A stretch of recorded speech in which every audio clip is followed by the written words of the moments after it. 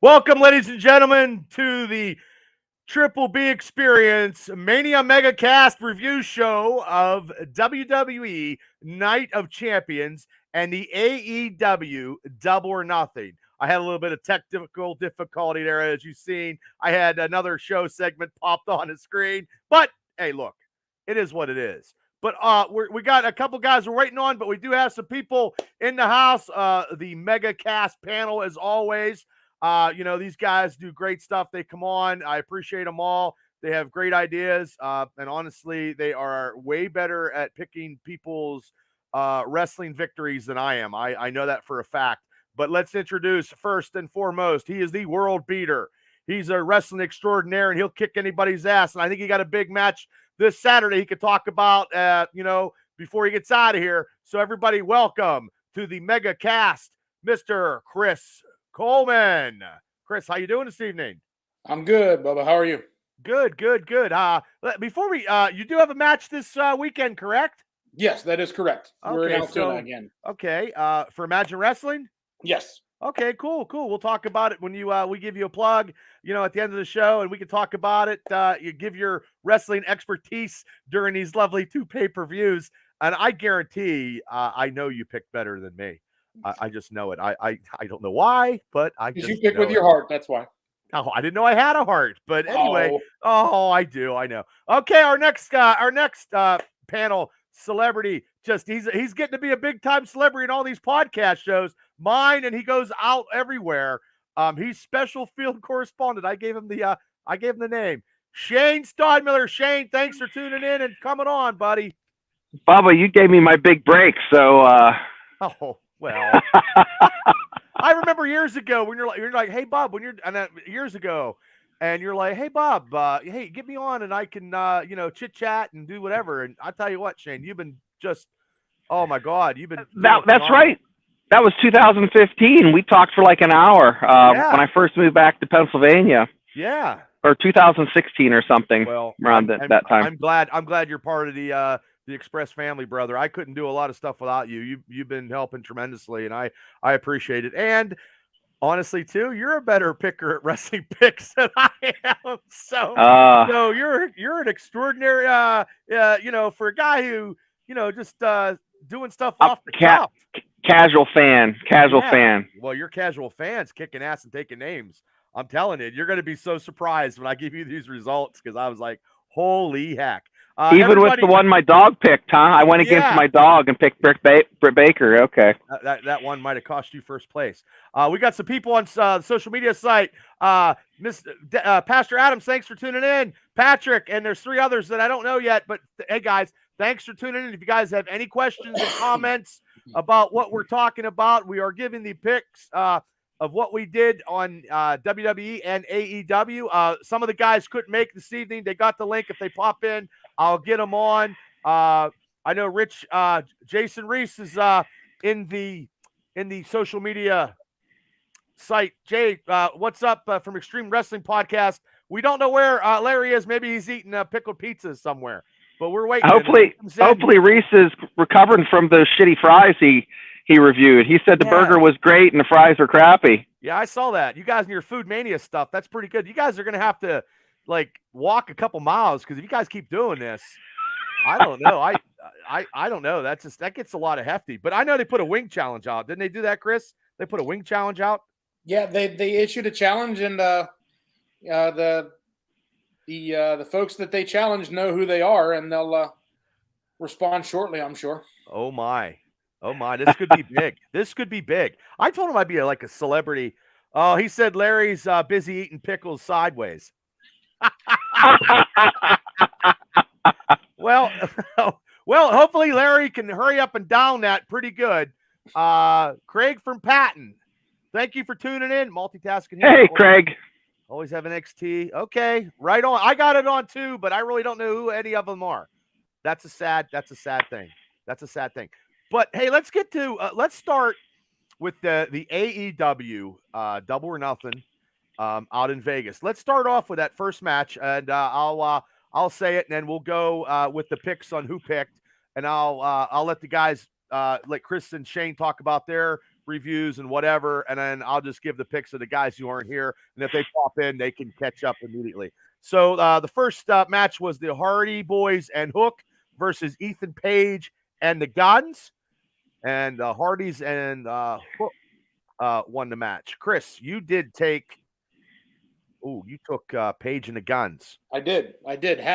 Had I known they were going to replace Isaiah Cassidy with Hook, I would have picked the other way. What do you think about that? How do you think that booking situation goes when it's real short? I mean, I think it kind of takes away from the guy, the crowd, because you're waiting, and then that very last second you change the booking or you add a match or whatever. I don't think you're going to get that many more people that weren't already planning to buy the pay-per-view by making a last-minute decision like that. Right. Okay, Shane, your pick was the Britt Baker pick. I think that's gonna be one a show. That could have cost you first place though. Really, my dog had it right, and I said to myself, this is one that I need to use my trump card. So. Yeah, that trump card could have cost you first place. You could have tied for first. Now, let me ask you a question. Who would you have picked if the dog didn't make the pick? I would have went with the same thing Chris picked. I was going to, So you would have went with Page and the Guns. Okay. Yeah, Page and the Guns. I wouldn't have. Okay. Well, okay. Now, Donnie took the Hardys. Larry took the Page and Guns. Donnie took Page and Guns. Rich Smoke took the Hardy Boys and Hook, and I, of course, went with Page and the Guns, and I'm a big-time loser. And no offense, ladies and gentlemen, I didn't. I'm gonna be honest with everybody. I watched 2 matches I didn't watch a lot of the matches, people, because let's just put it this way: I ran out of steam, and I had some issues with my cable system. And I went on TikTok, and then when I finally got it, I realized, and then I woke up, it was 12:30. But I watched a couple of the matches. I watched them replayed. I'm not going to lie to people. I'm not that way. Remember, folks, cards are subject. Yes, they are. Hey, and I want to remind the fans. On weekend. Yeah. I want to remind the fans that, if you like and subscribe, Bubba can quit his job, and then we can give him a rash of shit if he doesn't watch it. But he works full time. He's planning a wedding. He also cuts hair, and does landscaping, I don't care. No, I'm joking. It's like in Living Color. You remember the Jamaicans where they had all the different jobs? It just sometimes you feel like that. I put in a basketball hoop this weekend, poured cement. Well, see, did all kinds of, that is my typical Memorial Day thing. And, mourn those who gave their lives for our country by cleaning your garage yearly. So I do it every year. Hey, it wasn't for those people doing what they did, we wouldn't be able to do this right now. Right. God bless that. But hey, Brian, thanks for tuning in. Let's get to the 20-man blackjack battle royal for the AEW International Championship. Okay, the winner was Orange Cassidy. Chris, that's who you picked, Orange Cassidy. You knew that was coming, right? I don't like being right in that instance. Yeah. Okay. Okay. Well, Shane took Shane Strickland just because what? He had the Shane in his name, right? Shane Strickland, that name. Well, he has a cuter nickname than that, but Orange Cassidy sounds like a flavor of Ben and Jerry's. It just doesn't seem very tough. Tony Khan loves him, man. Tony Khan loves him. I'm okay with it, but not in this kind of case. He could have defended it, not in a battle royal. Yeah, somebody online was posting about, Roman Reigns has held the title for 1,000 days and defended 24 times. And like Orange Cassidy has had his belt for X number of months and defended it. Seen that same thing 28 times. To which I had to reply, just because you work more doesn't mean you're worth more. Right. And it seems like it's dollar general prices to, like Boskoff prices. Right. Roman Reigns would be high priced. Right. I like that, Chris. Roman is worth more to the WWE wrestling once a month than Orange Cassidy wrestling 3 times a day. Yeah. Yeah. I agree with that.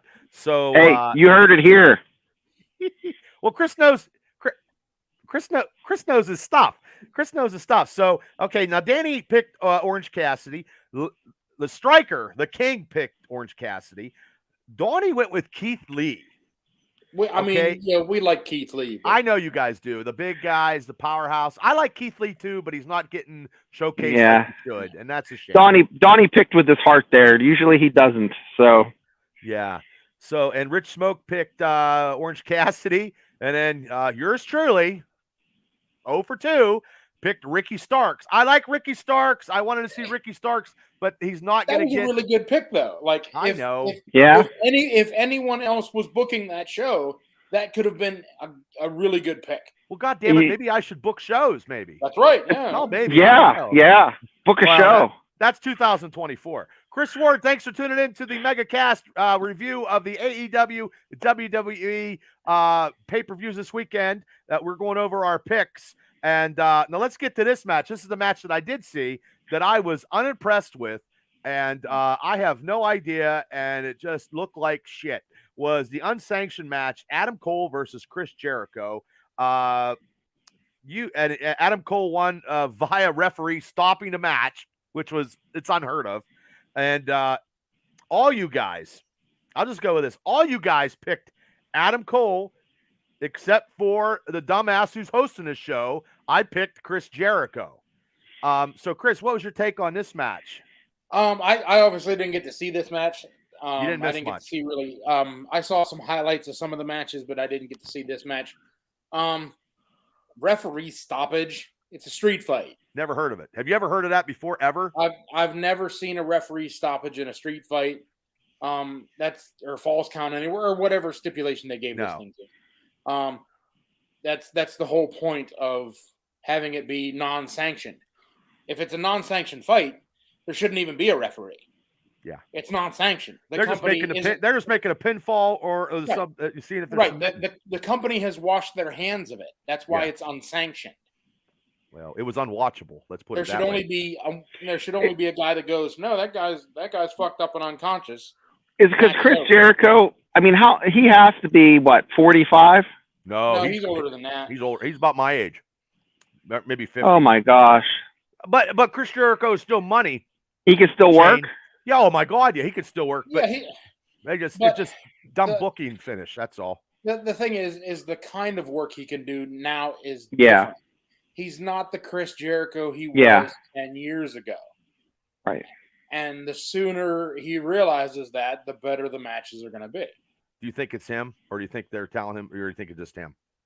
I feel like he has enough leverage pull there that he's going to get to do the matches that he wants to do. He's going to do whatever he wants to do because he's Chris Jericho. He brings eyes to the TV. So that's why he's there. That's why he's part of this thing when it first got started. And Jason Reese called it a horrible match, all in capitals.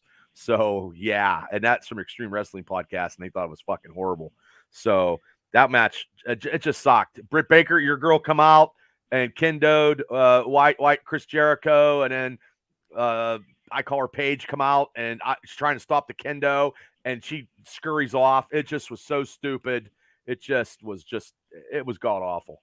And I'm not a big Adam Cole guy now when he's not with the Undisputed Era. So I don't know. That's just my opinion. I'll probably get a lot of slack, and just write to my congressman. Let's put it that way. Okay. AEW World Tag Team Championship match. The champions FTR versus Jeff Jarrett and Jay Lethal with special guest referee Briscoe. And the winners were FTR, and they retained the belt. Let's just go this way. Everybody took FTR except for the guy who hosts the show. I took Lethal and Jarrett. You were hoping you could catch one to get ahead of us. Yeah. And it doesn't happen. Not in this fucking pay-per-view. I saw a little bit of it. I was too much fluff for me. So, did you get to see any of this, Chris? No, I did not. Okay, you're probably not missing much. I mean, FTR is the greatest tag team going today. And I do stuff just to shake stuff up on these shows. I do love FTR, but also too, I figured maybe they do some kind of switch because I didn't see too many switches coming in this pay-per-view. So Shane, what do you think about? Did you see anything about this, or did you read about it? I saw some highlights and read about it prepping for the show tonight. But it, it's so. I'm going to go off script here a little bit, but well, you're allowed to. During COVID, right around COVID, I thought AEW was a better product than WWE, and then I think now it's just flip flopped 180 degrees. I think AEW is just garbage, and some of it's unwatchable. Oh, you're allowed to say that. And Jason Reese said there was a good spot in a match with Karen Jarrett and Aubrey Edwards. Karen Jarrett, I am not a fan of. I'm not a big fan of his other half. So to respond to Reese there, if the best spot in that match, there he is. Between the king is here. Long live the king. One of the wrestlers' wives and the female referee, that tells you how bad the match was. If that's one of the memorable spots in that match, that tells you how bad the match was. All right, Larry, welcome to the show, Larry. I'm glad you came. I know things happen. Reese said you're eating some pickles. I actually am. Oh my God. Okay, right on. So Larry, you got. We're on the FTR match. You got that. You got that right, Larry. So, what did you think of that match? I loved it. I love FTR. You love the match? Yeah. I thought it was good. Okay. I mean, you're the only one saw it out of the four of us. So it could have been better, but I mean, it was anything the FTR does is always good. Okay.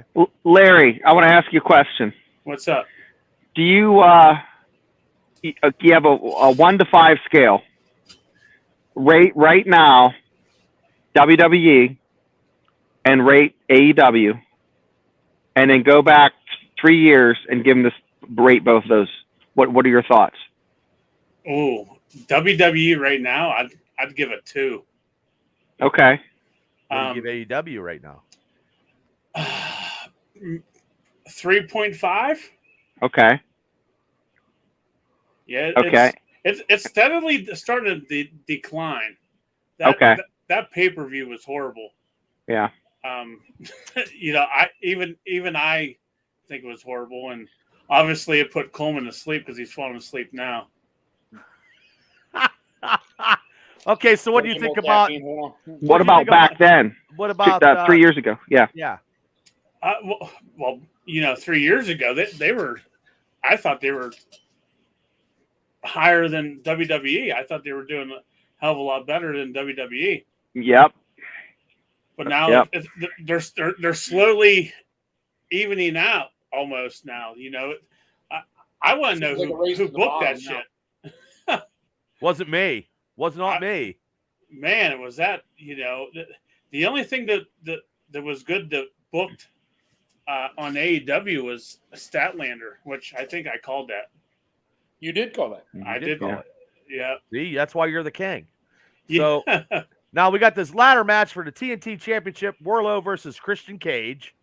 But once again, all you guys picked Wardlow, and some fucking dumbass by the name of Bubba Brewer picked Christian Cage.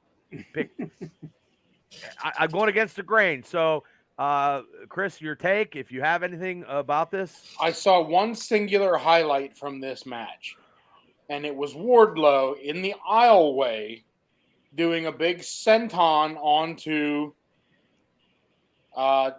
Luchasaurus. Okay.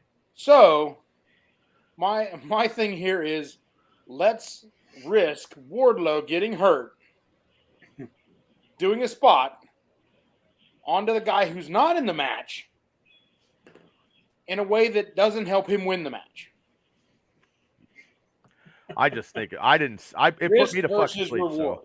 Like, if he'd have come up short and snapped his leg like Penta did to that kid last month, then you gotta switch the belt or do whatever in an emergency because he did it for a spot that didn't need to happen.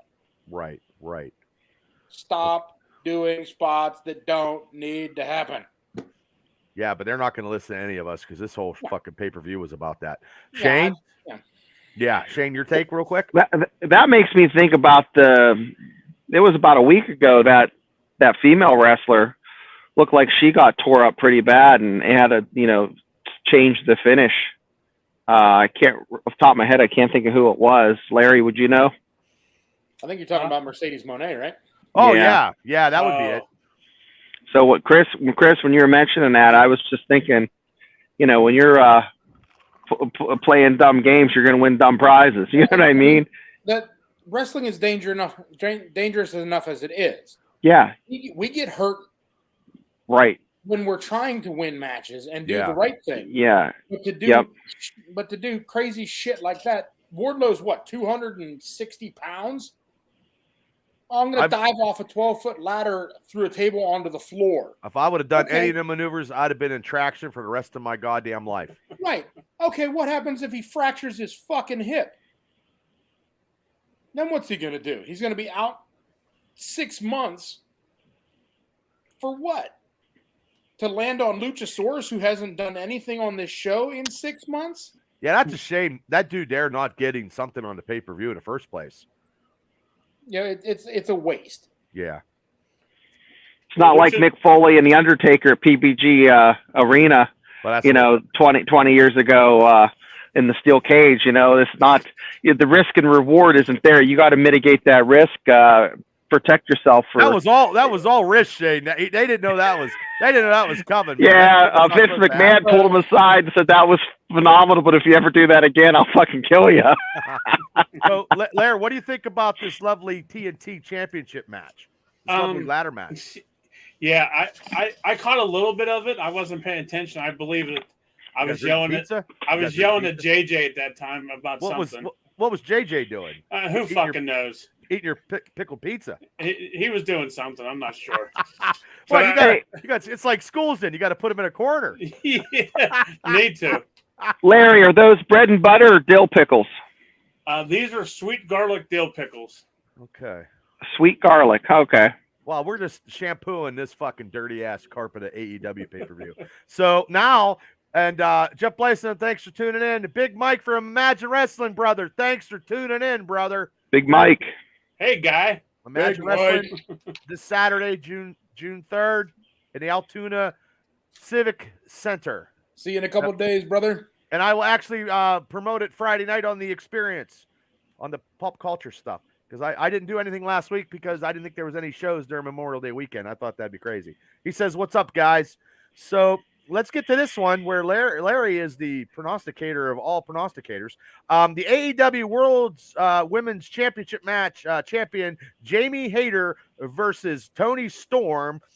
Toni Storm wins the title. Oh, that's not the one I was thinking of. I was thinking the other match. Okay, now, Chris, you took Toni Storm. I did. You lucky bastard, you. No, Okay. Anything? You're just anything? I didn't see that match. Okay. I can't really say. I didn't see any highlights. I just saw the highlights. Yeah. I really like Toni Storm. I thought she was great in NXT.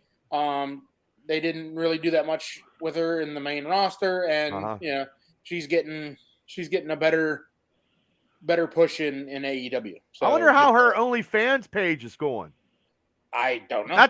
I don't know because I'm just saying. I just threw it out there. I'm sorry. Hey, Bubba, I have an idea for our show here. It just came to me. And you picked Toni Storm too. I picked Toni Storm, and I had the wrong gender for this one. If you remember.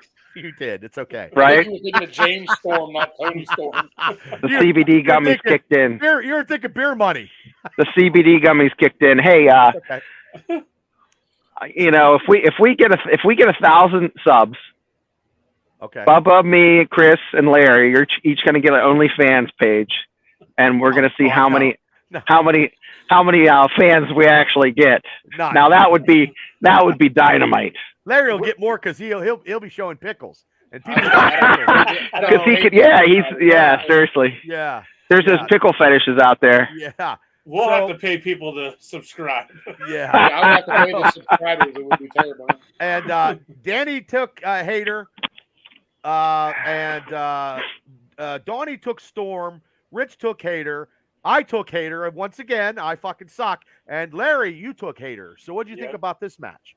I thought it was a decent match, but the whole Paige and or Saraya and what's the other Ruby Ruby Tuesday. So yeah, Ruby Ruby Tuesday. Soho, right? Yeah, Ruby Soho. You know, too much damn interference. There's no reason for that. Okay. It was way too much. Way too much. Overkill.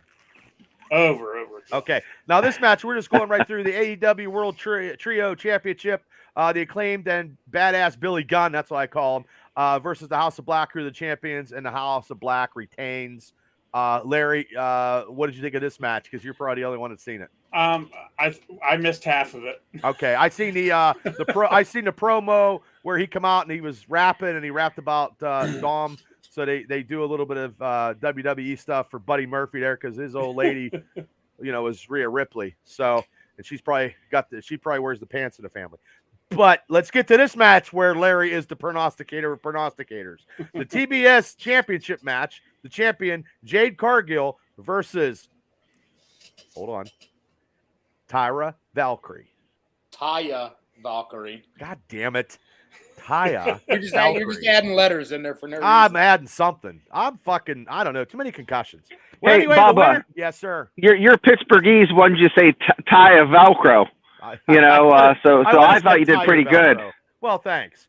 Well, I was practicing really on the car in my Jeep on the way home from the gym, just so I would not fuck up. And you know what? It doesn't even pay because Taya Velcro. Yeah, Velcro. Yeah. I should call her Morrison's. Hey, Morrison's wife was wrestling. That's what I should say. But Jane Cargill beats her, and then her manager calls somebody out, and then Larry, the prognosticator of all prognosticators, Chris Stratliner, comes out and wins the title. But before that, so before that, Chris had Cargill, Shane had Cargill.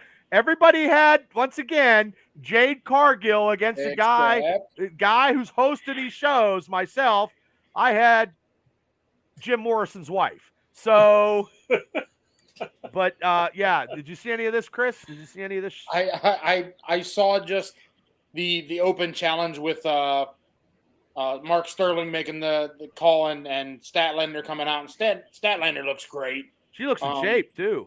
Yeah, she came ready to go. Looks great. The match wasn't long. No. And Larry was kind of right on the ball there that if they were going to break that streak for anybody, it was going to be Statlander. Yeah, because they don't have anybody else.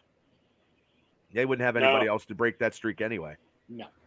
Shane, what do you think about it? Did you see? I saw that this one when you're scrolling through looking for highlights. This one definitely will catch your attention.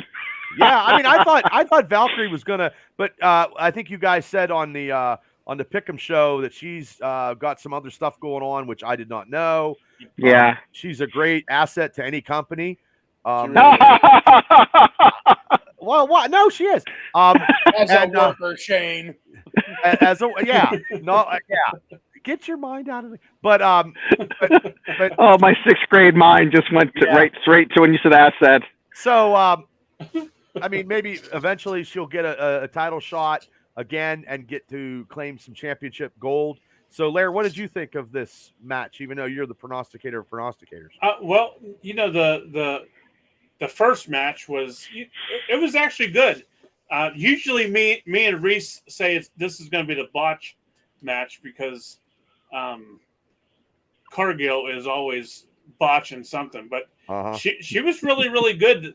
On Sunday night, I think we counted 2 botches, and usually there's about 15 or 20 for crying out loud. But she's definitely getting better. But I saw that she's taking some time off. Is she? And I'm sure that's why Statlander came in and well, Reese, your boy Reese just said that was one of Jade's better matches. Right. Yeah. Yep. That's what we said. And so on a side note to that, I didn't know that she was married to Brandon Phillips of the Cincinnati Reds. I didn't know she was married at all. Second baseman. Yeah. I did not know that. Poor guy. They showed him on the he was there at the pay-per-view. I know she had a daughter, but I didn't know. Yeah. Well, okay. Well, see, I guess you know something during pay-per-views when they all come to the ringside with free tickets. And so love Statlander. Loved it. All right.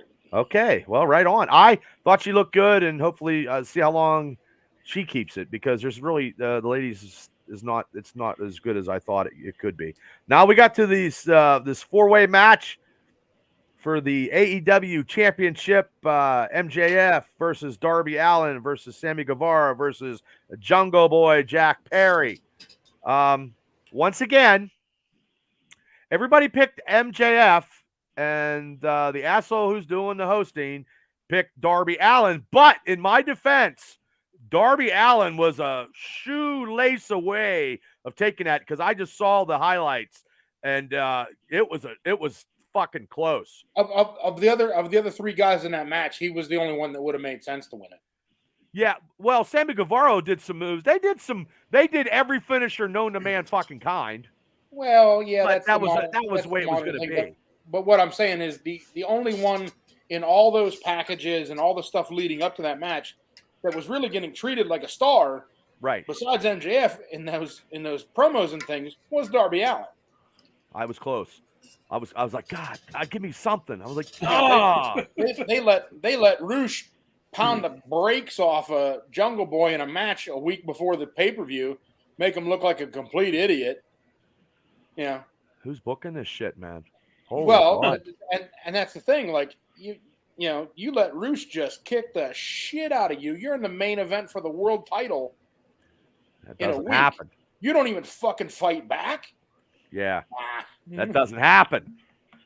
Shane, what's your take on it? This pick for me was almost as bad as me picking Britt Baker in the first match, because I thought it was going to be Michael J. Fox for MJF. I thought Doc Brown was going to come out with his DeLorean, and so there was no back in time. There was no kissing your mom and none of that shit from Back to the Future. So gotcha. Larry, what was your take on this match? Oh, it was brutal at times.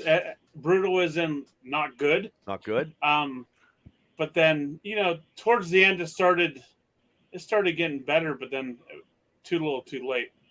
They did like 6 fucking Canadian destroyers. Yes. What the fuck is that all about?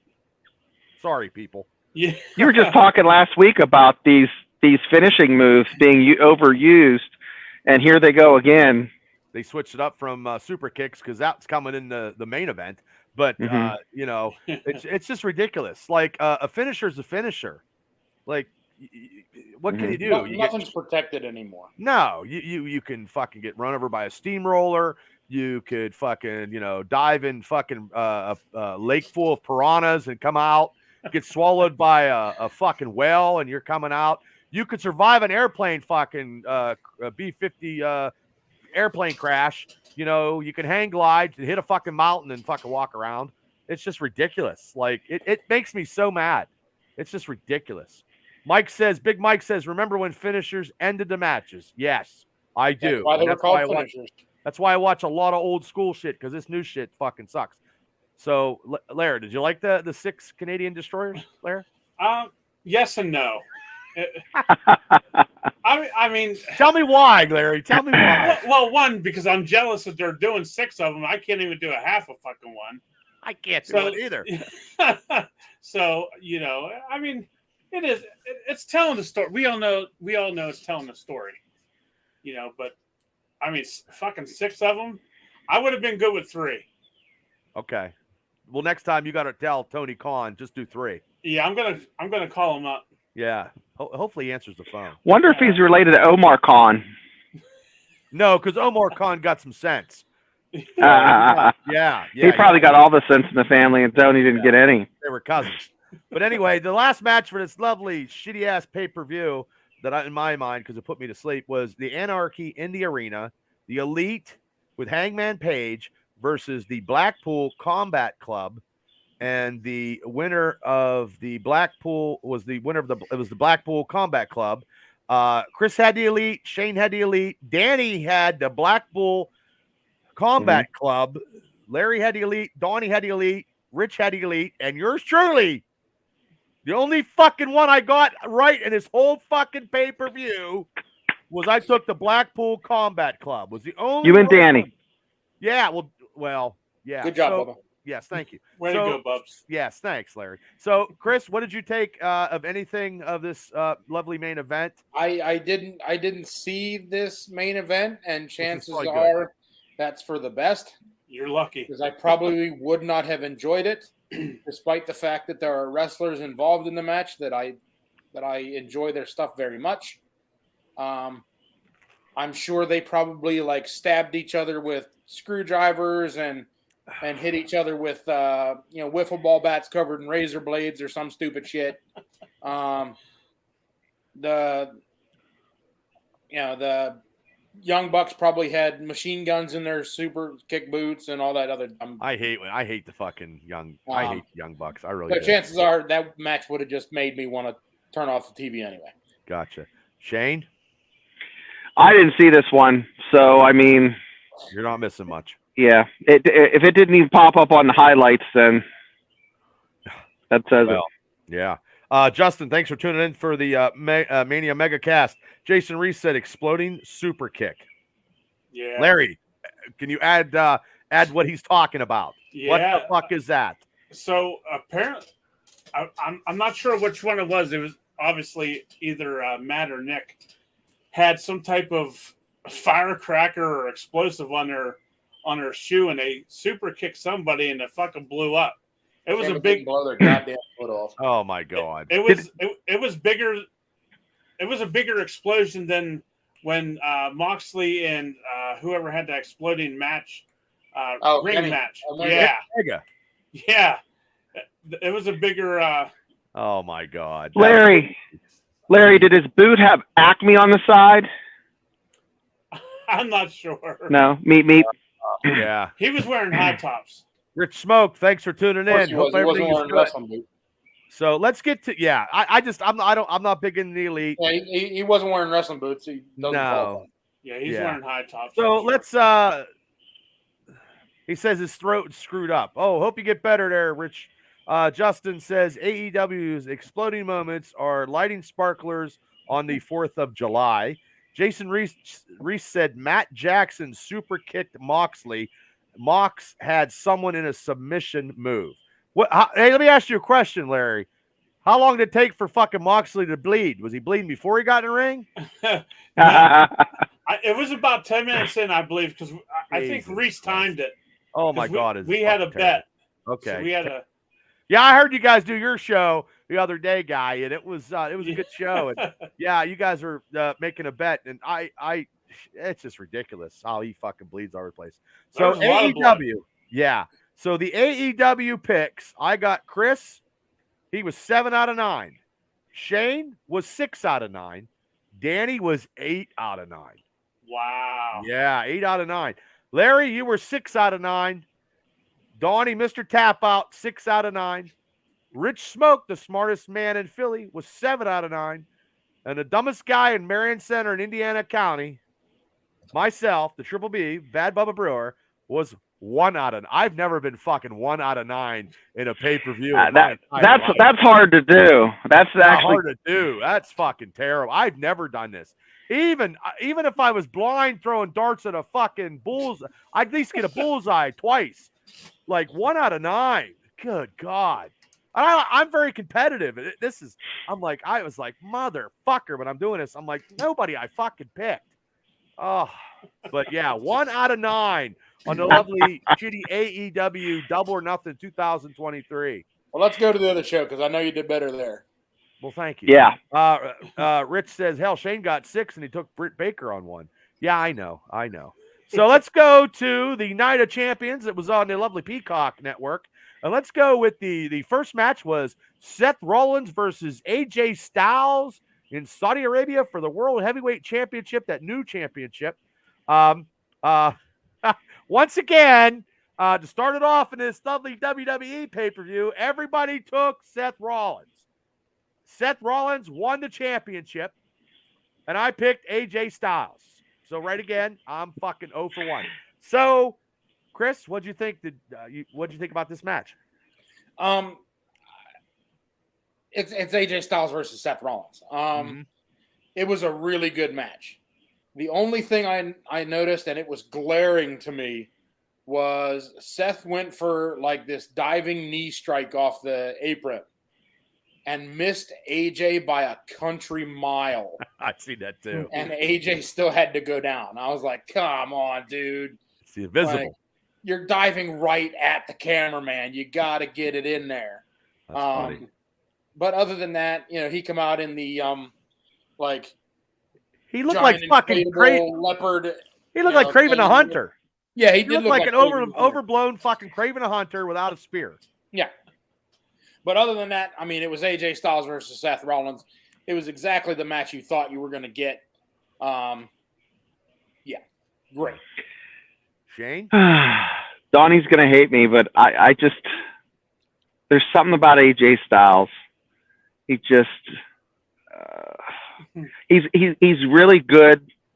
It's technically he's a good wrestler, okay? But I just don't like hearing him talk. I don't like hearing. Well, he can't cut promos. His promos are horrible. Well, it's because he's from Atlanta, Georgia. He's a little southern. So drawl he got. Yeah. I just so every time I see him, I'm like, first of all, I think the cat needs conditioner because he has the limpest, weakest hair ever. Just like it's always like in his face. He has that pouty kind of look. I don't know. I like it. I know you guys do. I'm just bitching because that's one cat that I just can't stomach. There, I'm done. Okay. No, you're allowed to be. Hey, you're allowed to be. Hey, if you think I'm full of shit, comment. We want to hear it. Well, Larry, what about you? I thought it was a great match. It's actually one of the matches I did get to see on the. What'd you do? Fall asleep during Night of Champions? No, me and Reese went to see Fast X. Oh, on purpose? What? Oh. On purpose? Well, yeah, it was either Did you that. pay for it? Did you win tickets? Yeah, it was either that or going to see the Goonies. I said, "Fuck that! I'm going to see Fast X." I'd have paid to see the Goonies before. The Goonies is better than Fast X. Fast X. No way. Those motherfuckers are racing cars to Mars. No way. Well, they're going to remake the Goonies, and then they're going to have animals talking and fuck it all up. So just you wait. Did any of you see Fast X yet? No. No, I want it to. No, I know The Rock and Vin Diesel patch. They hugged it out. Oh, good. I'm not going to leave out any spoilers, but I'm telling you, not that. I know you're not that kind of person. I gave it a 5 of 5 though. 5 out of 5. Spoiler alert! It's a shitty car movie. What? It's not better than the Guardians of the Galaxy, Lair. I can't say yes or no because I didn't see it, but I'm telling you. Oh no, Guardians is way better. Spoiler alert! It's another shitty car movie. Come on, Coleman. And John Cena and the Rock are in a scene together. That'd be cool. And he's like, "You can't see me," and he fucking does his eyebrow, and then they fucking do a match on top of a fucking moving car. That'll be good. Yeah, in space. Yeah. Wyatt, thanks for tuning in. Real quick, are any of you guys a Jason Momoa fan? No, dude. Come on. Listen, every girl is. Well, I figure Shane would have said yes, but that's right. I think he's a cool guy. I like his work. Cresco says the Guardian's better. That's right, Mr. K. I'm telling you, Mimosa made that movie. Mimosa, yeah. Or Momoa. I love mimosas. Little mint. Little mint action in your drink. Wait, hold on. Bacardi. If you are needing Jason Momoa to make your movie, you've got a bad movie. Okay. Look who it is. Rich, how you feeling?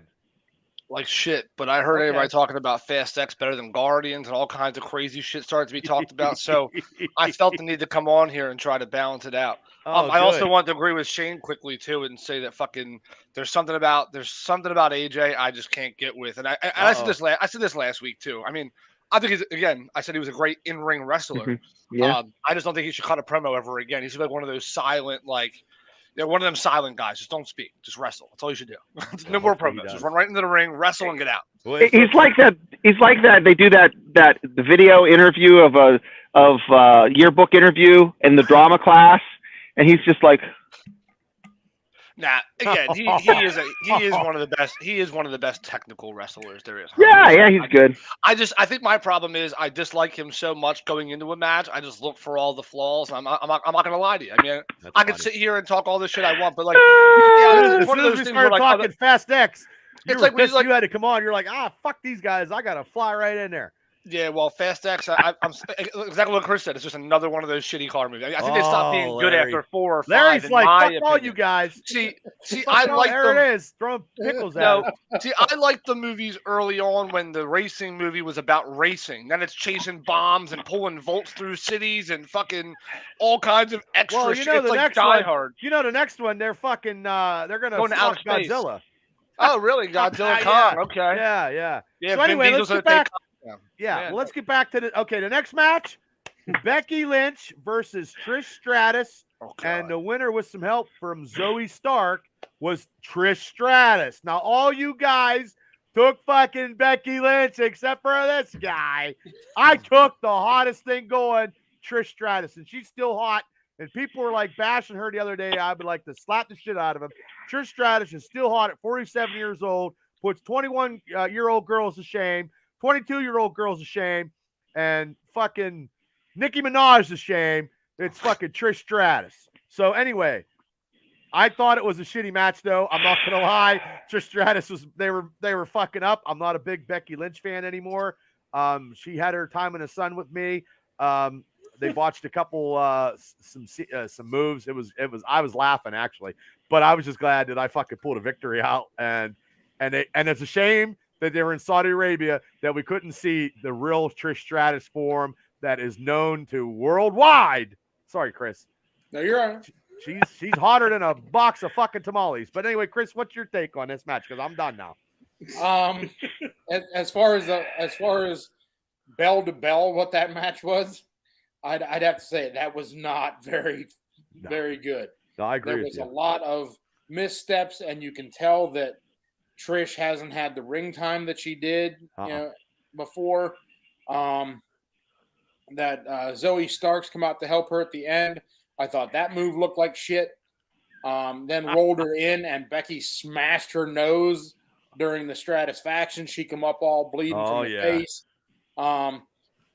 So, like, jeez. I know. She looks good. That was a rough match to watch. It was a train wreck. It was not good. That Zoe Stark looks like she's fucking 3 feet taller than fucking Trish Stratus, though. She does look tall, but she's not that big either. Her move looked like shit. I don't know what it was supposed to do. Yeah, but I don't either. Shane?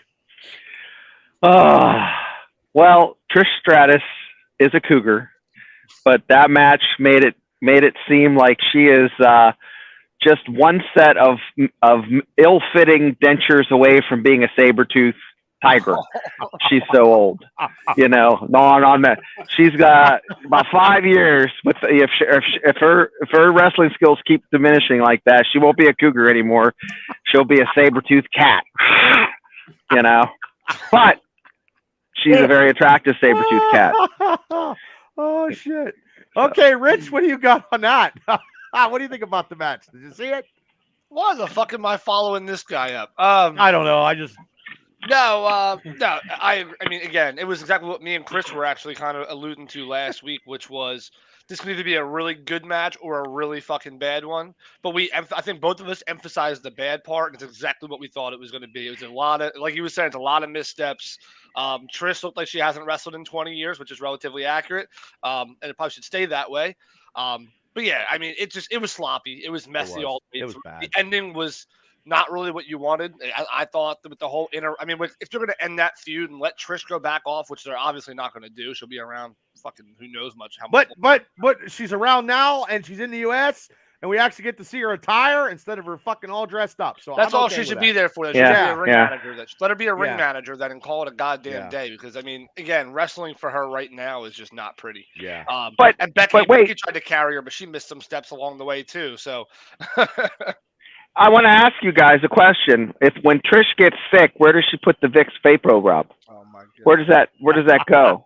This fucking guy. Right here, man. Right. But yeah, definitely, my opinion, worst match of the night. Yeah, because the other one was close. a squash match. There's one more match. I'm just glad I picked it though. So, Larry, what is your take on this lovely match? I was watching Fast X. I didn't see none of this match. Yeah, Lucky. You're Vin Diesel in it. Okay, you didn't watch even the replay. No. You said fuck it. You said fuck it. You're not a big Yeah. WWE gets you angry. Yep.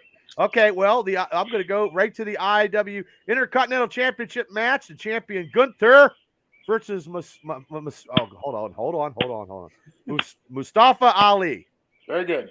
Thank you. He got it. And everybody on the whole panel picked Gunther. We weren't really? going with Ali. Ali is a whipping boy. He likes to take and sell those shots that he got chopped to shit, but I knew it was going to happen. And he was getting a shit kick. He tried a little bit, but he was getting fucking chopped down like a fucking redwood.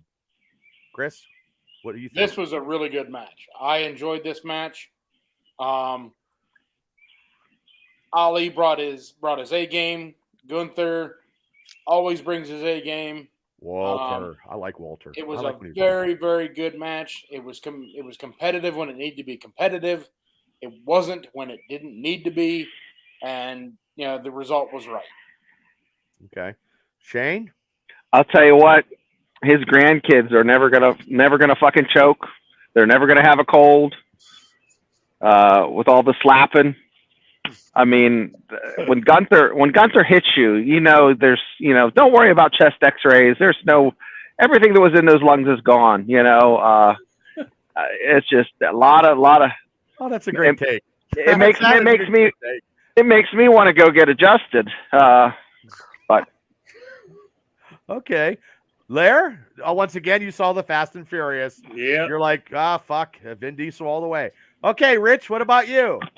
It was a good match. I mean, again, it's what you kind of expected. It was Gunther just always showing up, and it was Ali showing up when he had to. He very rarely gets those kinds of opportunities. So for him, I mean, it was really good. At first, I think a lot of us thought this was like a bathroom break kind of match, but I think Ali really impressed me. He looked really good.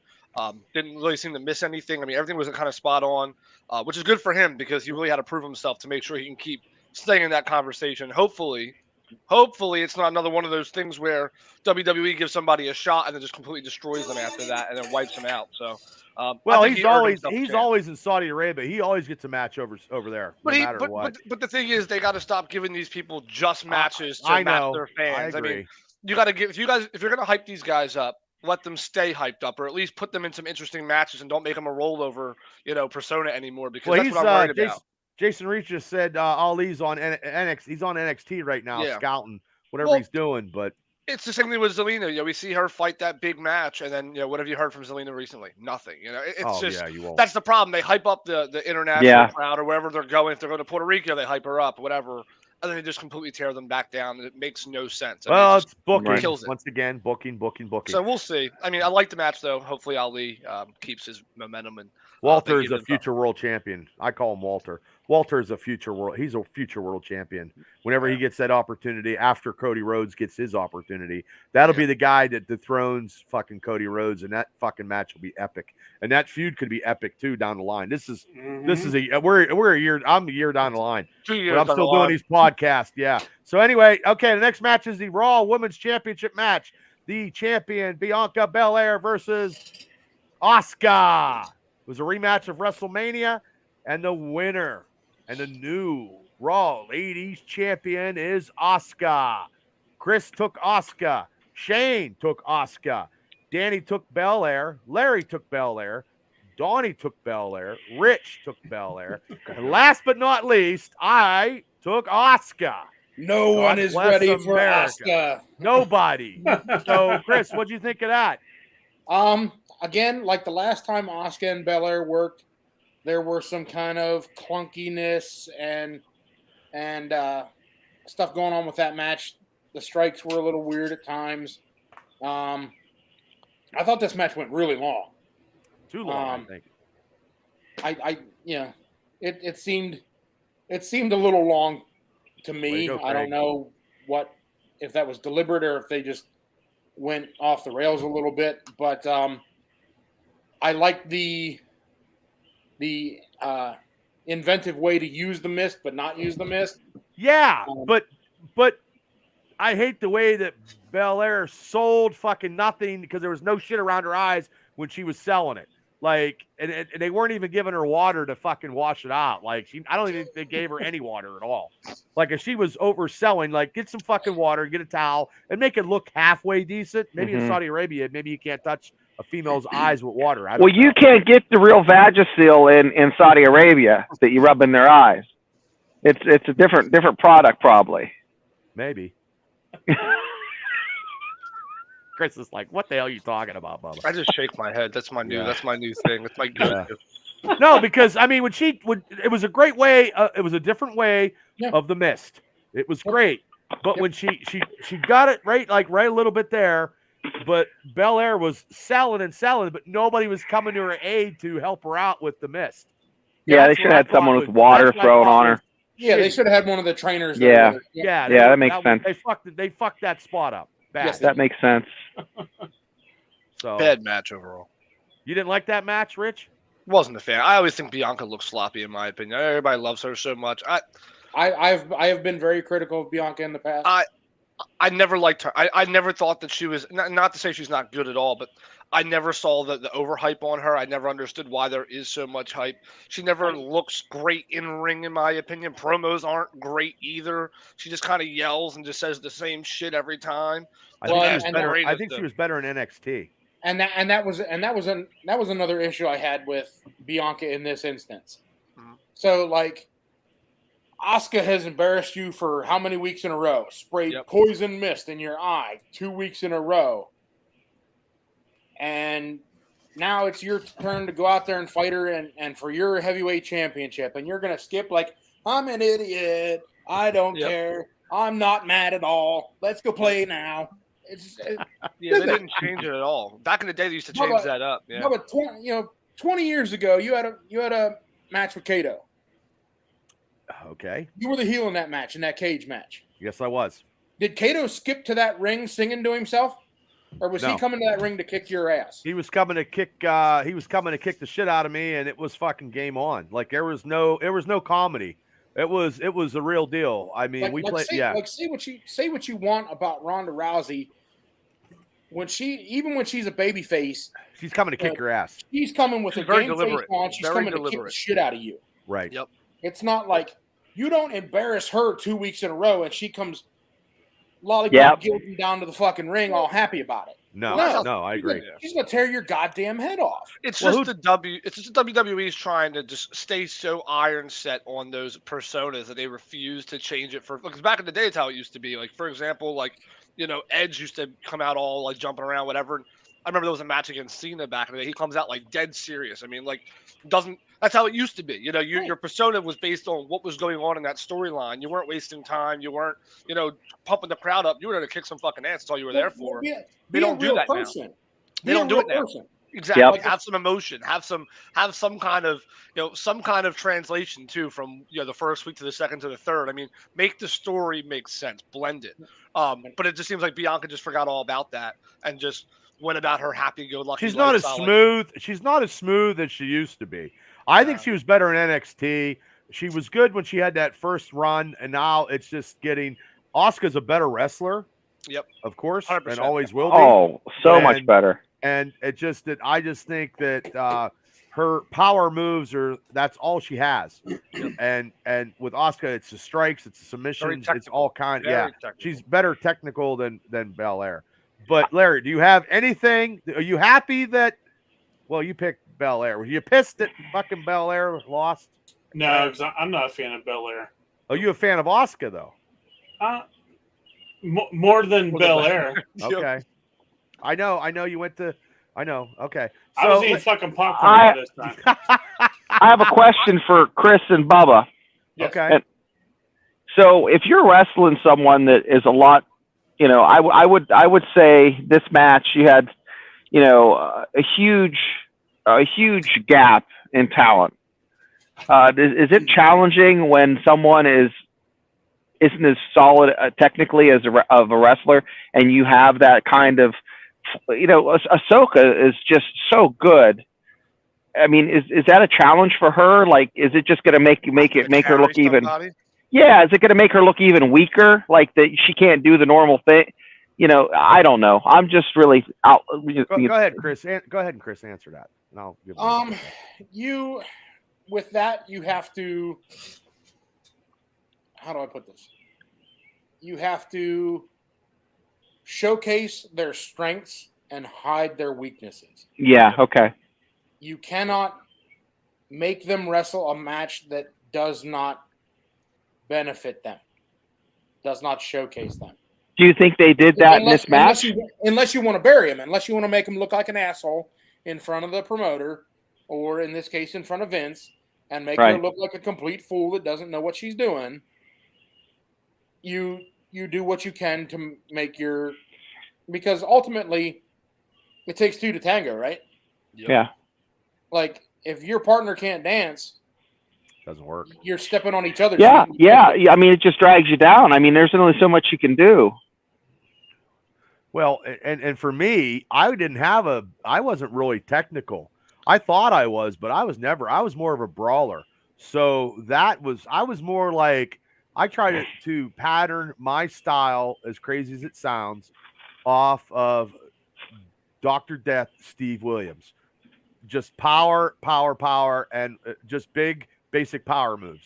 I wasn't real into being technical. I could, but I'd practice that stuff. But then sometimes I would showcase a little bit of wrestling knowledge just to like, hey guys, I can still wrestle when I want to.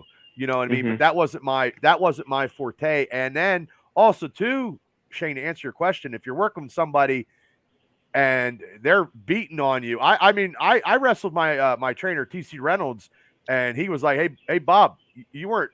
I'm gonna still beat on you until you fucking take over. You know what I mean? If you're gonna let me beat on you, they're gonna beat on me, and that's what happened in some cases. Sometimes I had a mental lapse. Sometimes I wasn't the smartest knife in the drawer. Sometimes, but yeah, he's like, Bob, you didn't take over. You know what I mean? You give a little bit, and then he'll cut you off. But yeah, I mean, for the tech stuff of those two, Asuka's way more tech savvy, and just stating, I try to do the best I could when I did it. Now I look back 20 years later, the matches, I wasn't as good as I thought I was. And I just put it out there. I was good at pumping up the crowd and fucking getting people's ass in the seats. And that's what promos. That's what I don't even know about the promo. Now it'd be different. My job was to get asses in the seats. And I think I did a half decent job doing that. And that's you did a great job with that, boo. Well, thank you. But that's all I could do. Like and the storylines were good, and that has a lot to do with it. So, but yeah, hopefully I answered your question. I have one more question for the group, and you're going to think I'm crazy, but as soon as I saw her come out with the red and the blue makeup, I thought it Doink the Clown. The way it was patterned, I thought it was. No, I think her. No. Yeah, I thought it was a tribute. Well, no, not the Doink. It was probably a tribute to the probably Muda. Or Muda. Yeah, one of the Japanese. Yeah, Matt Bourne was too drunk to actually get a tribute, but he was crazy there, Shane. Janelle, thanks for tuning in to the Mega Mania cast. Now we're gonna get to this next match. I went to the pisser, and by the time I come back, the fucking match was over. Ladies SmackDown Championship match. Champion Rhea Ripley versus Natalia.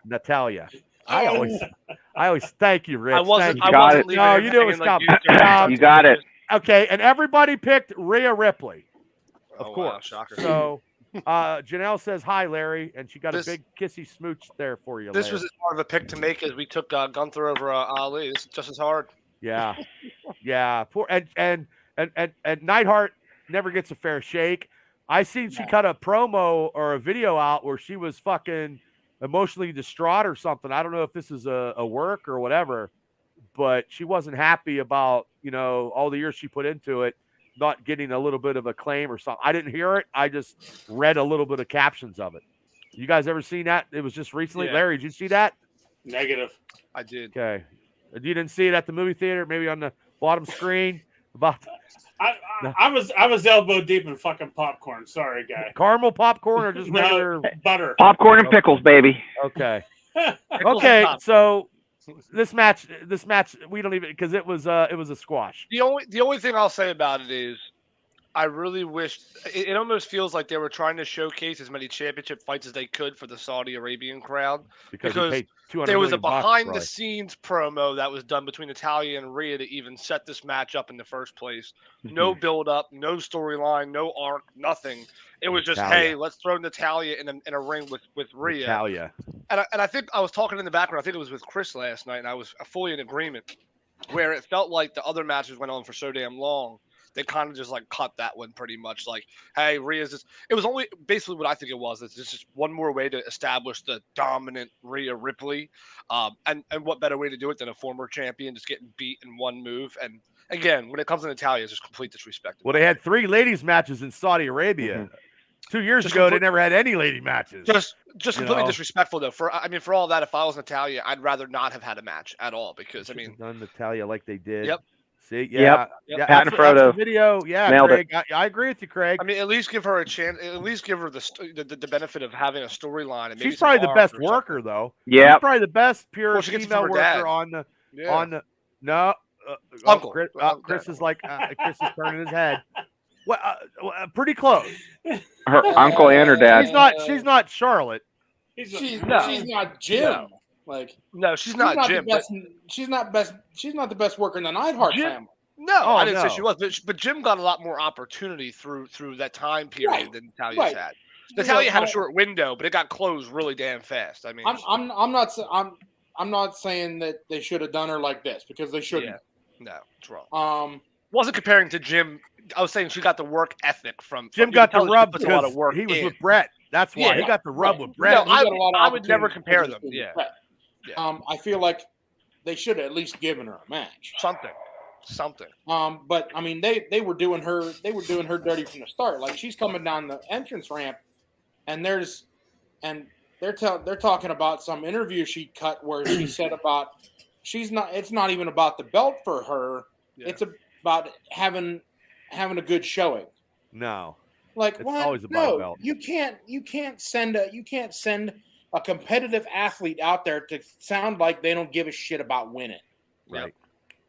Terrible. Like, I don't care if I win the belt. Then why in the fuck are you wrestling for it? Yep. Amen. Who wants to be a second class citizen? Because participations don't count. You either play to win or don't fucking play at all. Sit at home and play Scrabble. They did her a humongous disservice there. Yeah, yes. I thought that was extremely disrespectful. I mean, it's just one of them matches where there's not a lot to talk about in the match, obviously, but overall, just the whole build up to it is awful. But also too, Rich, any type of sporting thing you're trying to do, even in wrestling or life or whatever, who doesn't want to win? Yeah. I mean, look at to air her out as some buffoon who just wants to walk out there just doesn't make any sense. If you ain't first, you're last, and that's quoted by Ricky Bobby. God damn it. Ricky Bobby quoted that. Shameful. Hey, Natty's no. Thanks for tuning in. Natty's no Eva Marie, but she'll do. Hey, Natty is her and her sister, man. They're making big money. They're making big money showcasing their attributes. That's all I got to say. What about Eva? I'm Eva. I don't. Yeah, she's great. Hey. Come on. Moving on. I'm moving on. Okay. Come on, guy. Okay. Brock Lesnar versus Cody Rhodes. The winner was Brock Lesnar because the ref called for the bell because he put him in his submission hold. Chris had Cody. Shane had Brock. Danny had Brock. Larry, Donnie, Rich all had Cody. And yours truly had Brock Lesnar. Jacob, thanks for tuning in to the Mega Mania cast. So, Chris, what did you think about this match? I thought it was a good match. There were some issues that I had with the cast. Like I read the results before I went back and watched the show. Okay. And saw Cody Rhodes loses via technical submission. I'm like, what the fuck is a technical submission? So I had to watch the show and be like, oh, he passed out. Okay, that That's them writers. It's them writers who write these blogs and Who don't I'm actually like, watch wrestling. Technical Yeah. submission. What are you talking about? Like when he passes out. Okay. Yeah. My only like real big glaring issue with this match is they're talking about Cody Rhodes coming down to the ring with this The titanium cyborg cast thing that's He's gonna off of Terminator. He's a do cheap whatever. fucking I 1000. want to comment on that too. I'll wait. Yeah. And then he's like, he proceeds to beat Brock about the head and face with it 30 times. Like, that's a weapon. That's a disqualification. That's a weapon. That's Who booked this shit, man, guy? Who booked it? Like, you're doing it in front of the referee. Ref looks like an asshole because everybody in this building knows he's got a big titanium rod in his arm and he's beating the guy in the head with it. Why don't you just give him a chair and let him wear him out with that? If you're gonna, it to me, Who seriously? I mean, Why do we- seriously, do they think those wrestling fans are stupid? Yes. They must think we're fucking dumb as shit. Yes. well, It's the young crowd. The average wrestling fan doesn't care. Oh, the TikTokers. The average wrestling fan is, the younger generation these days is like the majority, and they're Well, so eating easy to fucking pull pod you ties. can pull a They hat don't over their care. eyes. They're looking at it from the show, and for them, like, oh yeah, Cody's fighting back. He's hitting Brock in with the Saturday pass. cartoon for these kids. Right, and that's great. Except one, he wasn't. Like when Brock would suplex him, he'd sell the arm. Yep. But he beats Brock in the head with it. Right. And doesn't sell anything. Like when you land on it, it hurts. But when you hit this like albino gorilla in his double thick skull with it, it doesn't hurt. Like I think it does. Like, yeah. And he should have been hitting him when the ref ain't fucking paying attention, right? Because it would just mean more. That would have. But he was hitting fucking Brock 5 or 6 times in the head. I mean, right, and then does the dive and hits the forearm. And I mean, the my whole God. Like I'm not I'm not above him using it. Hi, Mom. Thanks for tuning in. Especially when he's at the disadvantage of having the broken arm, but use it when it means something. Right. For him to just hit him in the head 27 times or however many it was. Now, Mr. Cresco said, I thought I heard they said that he was allowed to use the cast in this match. They do say that ahead of time, usually, in a lot of these matches.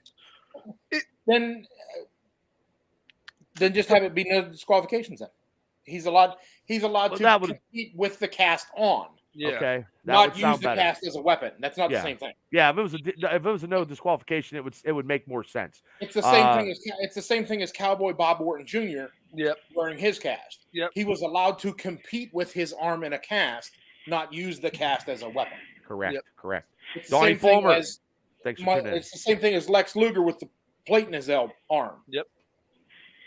He's allowed to compete and he's medically cleared with the plate in his arm, but not to use it as a weapon. Oh. Yeah. I got father and son combinations here. Hey guys, welcome to the show. Mr. K's dad's in the house. I got everybody. We're making a smorgasbord here. All right, I'm running long here. Let me get. No, you're fine. I thought Mr. K, my coworker, and his dad. Well, I got father, son. I could fuck up a 1-car funeral. Sorry, Mom, I didn't mean to swear. But oh, you're welcome. No, thanks, guys, for tuning in. I appreciate it. And actually, that was, yeah. So they just should have said DQ. They should have just said DQ. It would have sounded better, and it would have been better. Shane, did you see any of this match? Yeah, I watched it. You guys hit all the high points, but more is less, and I think we're seeing too much of Brock. I just that's my opinion. That's a good thing because they're paying him, so that's good if we see him all the time. But I mean, as a fan, and it was Saudi Arabia. Those guys, those folks over there want to see him, and right. He is a specimen, but it's just there's a certain point where the story has to take a couple little side trips, and still kind of crescendo to the, but. Well, Rich, go ahead, bud. It's all building up for the tiebreaker, obviously. Cody Rhodes did his promo last night, I think it was, and he's talking about, are you okay with this staying 1-on-1? And part of my issue is, and one of the things I thought about coming into this match is, if you guys remember with the whole Logan Paul thing, with the titanium bolt in his fucking hand or whatever, stop overselling this shit, okay? Because it doesn't add, all of a sudden he's 10 times more powerful, because it doesn't work that way typically, just saying. But the other problem I have with this match is just the fact that if you're going to have him fight in this match, and then, okay, fine, he doesn't tap out. For me, it's the whole build-up to it, too. Like, I wasn't a big fan of the build-up to the whole match, and I'm really not a fan of the aftermath. If you guys watched last night, I mean, absolutely pathetic. Oh, well, I'm a real man, so I wasn't going to tap out because I'm not a cat. Shut the hell up, man. I mean, I'm sorry. And then, oh, well, I don't need any shortcuts. You used your cast for 84% of your fucking moveset last night. I'm pretty sure you took a couple shortcuts.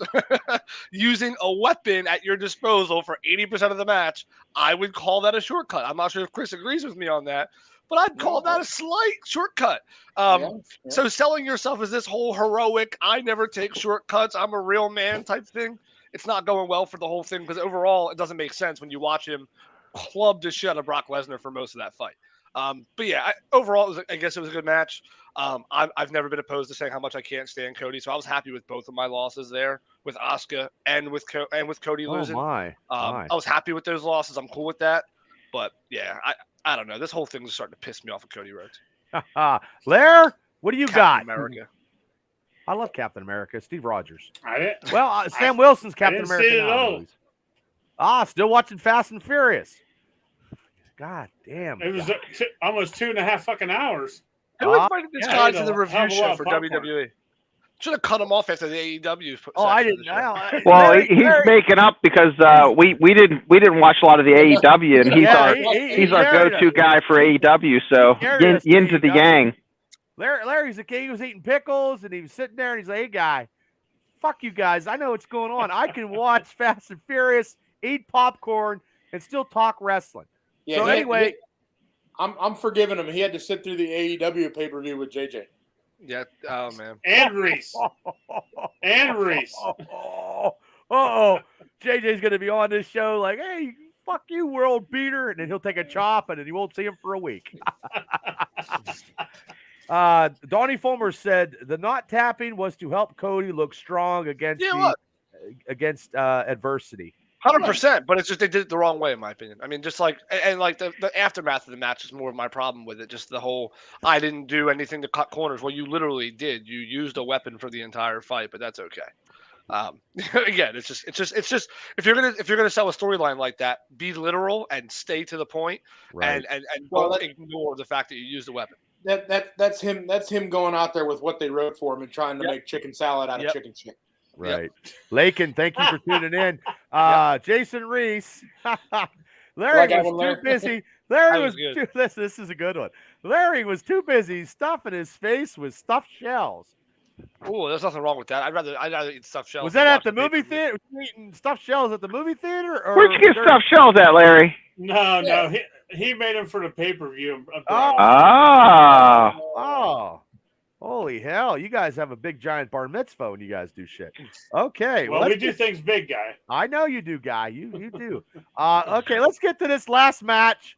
And let me find my fucking paperwork. Uh-oh, you said JJ. JJ just fucking jumped on.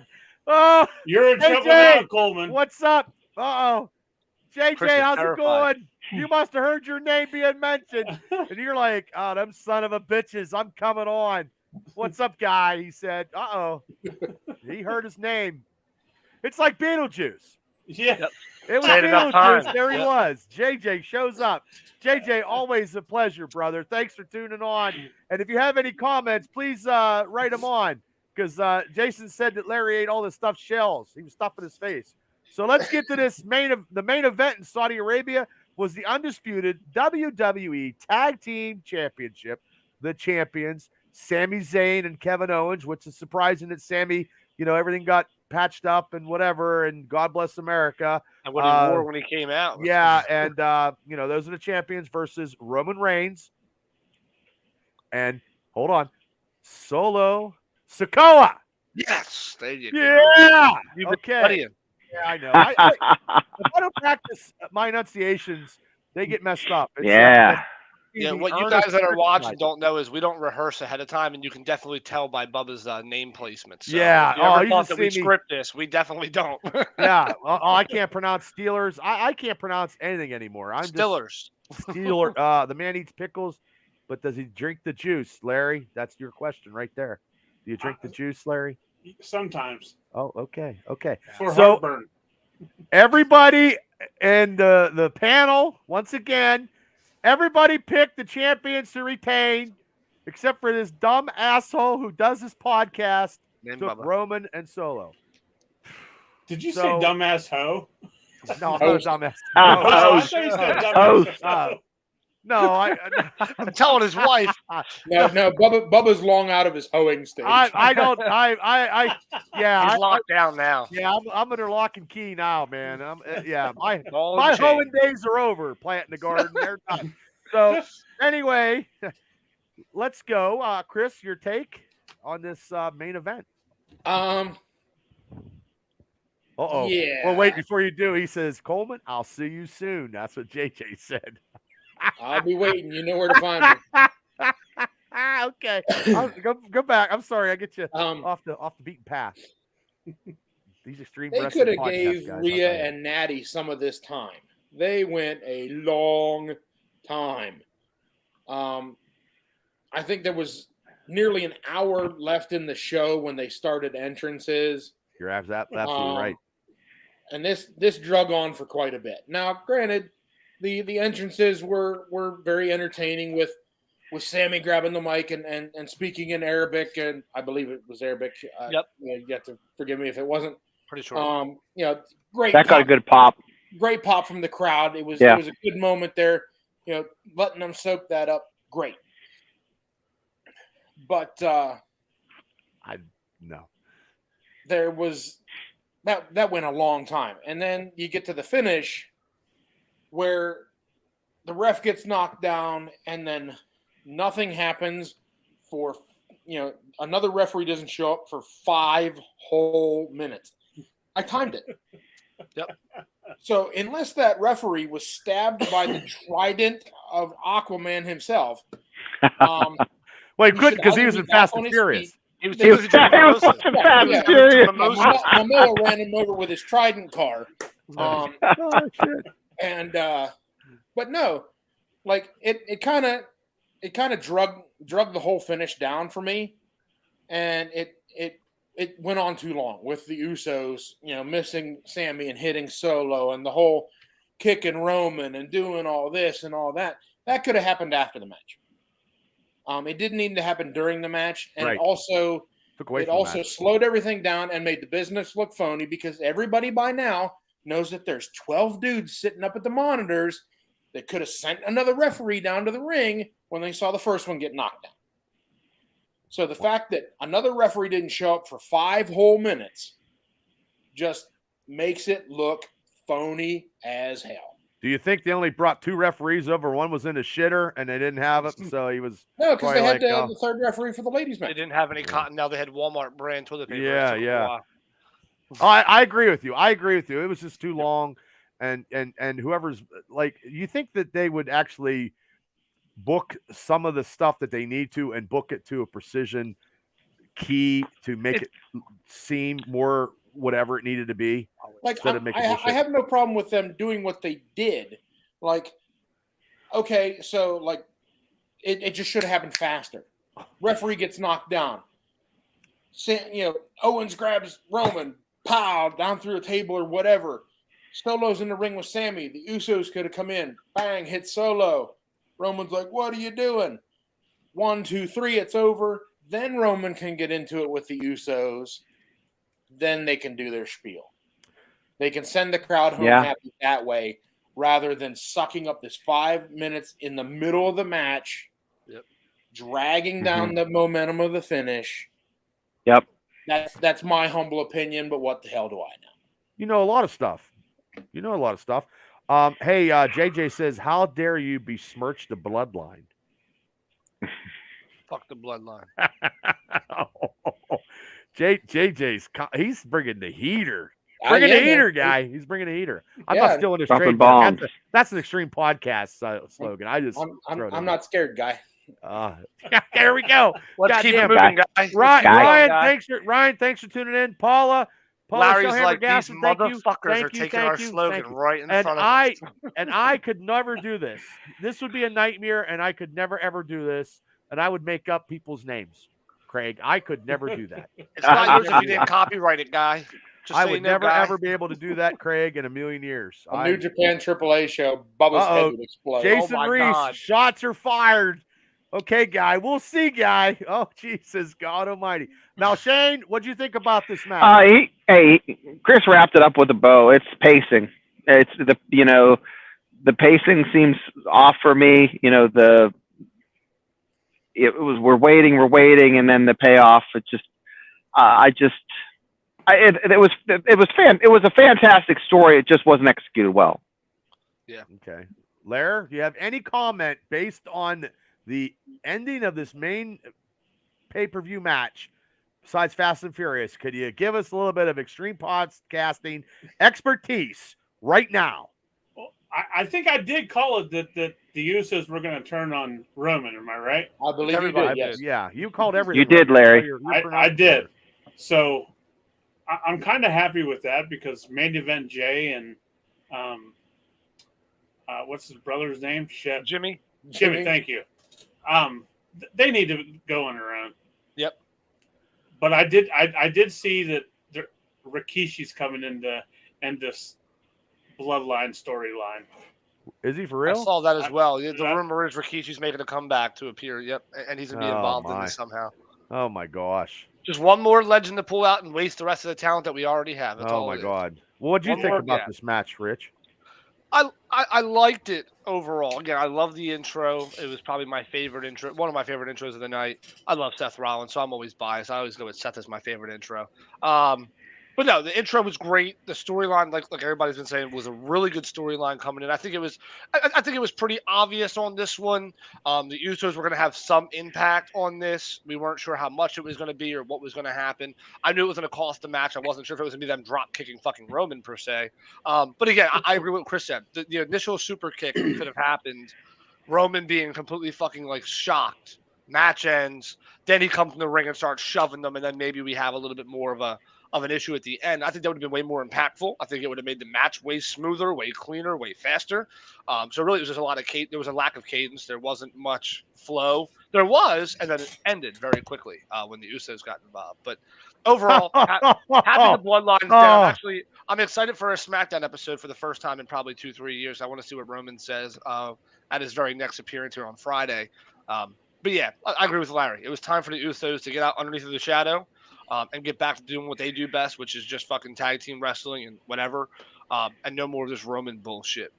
But yeah, I will say Rikishi coming back is horseshit. And we were talking about this a little bit last night behind the scenes that there's already enough wasted talent in the WWE. Stop bringing up new people and bringing back legends when you got fucking plenty of people to fight some matches. Steve Jordan, thank you for coming on to the show. Roy D. Cresco Jr., the dad, says next the Tonga Kid's coming. Oh, God. Well, a big feud with Piper back in the day. Lynn Weir, thanks for tuning in. See, I wanted to take. Then listen to this. Okay, the show isn't showing. I think it's not there. I don't know what that means, but yeah, we're still going strong, Steve. The thing is the reason why I picked Roman and Solo to take the belt, which should have been good. Where if they won the belt, then the Usos would have turned on him and super kicked them, and then that would have started something right there. That would have been something after they won the, Roman gets all the belts. You know what I mean? Sammy and Kevin, whatever. To me, it's just it was a good heartfelt moment. The heartfelt moment is done. Roman takes the titles, takes everything, owns everything, is everything. I would say if the fans didn't buy in so much to Sammy and KO, that could have happened, but I think with how much the fans have really bought into the KO and Sami Zayn storyline and how much they love them as a duo, I think that's why they ain't going to have them losing the titles anytime soon. There's just way too much support behind them. Well, WWE is not one to switch what's working. If something's working, Look at Roman. 1,000 fucking days of it's working, so let's just not touch it at all. Well, that's that's what they're famous for. But also too having one of his cousin going against him for the title. Jay or Jimmy aren't moving the nozzle for anything against fucking Roman. It ain't moving the nozzle. It's Cody. Cody has to get back. Cody's going to win the Money in the Bank. He's going to go against fucking Roman, and that was, I think I said when I was on it on our chat thing, I said that, and I think that's still going to happen because that is a story. That's the storyline that has to be done. A lot of these storylines are gonna transition to Money in the Bank. And you could tell by just like, for example, if you look at the women's matchups last night with, I think Becky, I forget who she's fighting, but Becky fights somebody coming up, and so does Zoe Starks, and that's gonna be a feud off, and there's gonna be a bunch of stuff there, and you can already see Lita coming back. They keep talking about her. No way does Lita go out with what happened before with Trish Stratus in the background. She needs to get some ring work, and she needs to get some ring rust taken off. Well, hopefully she does some because it's gonna be a tough match for that because it's gonna be Lita and Becky. It's gonna probably be versus Trish and Zoe Stark, and with all those bodies in the ring, it's gonna be time for Trish to actually have to show up. But all these storylines are gonna transition. They're all gonna come over. I got Mr. Tap Out first. Certain legends will work for certain angles.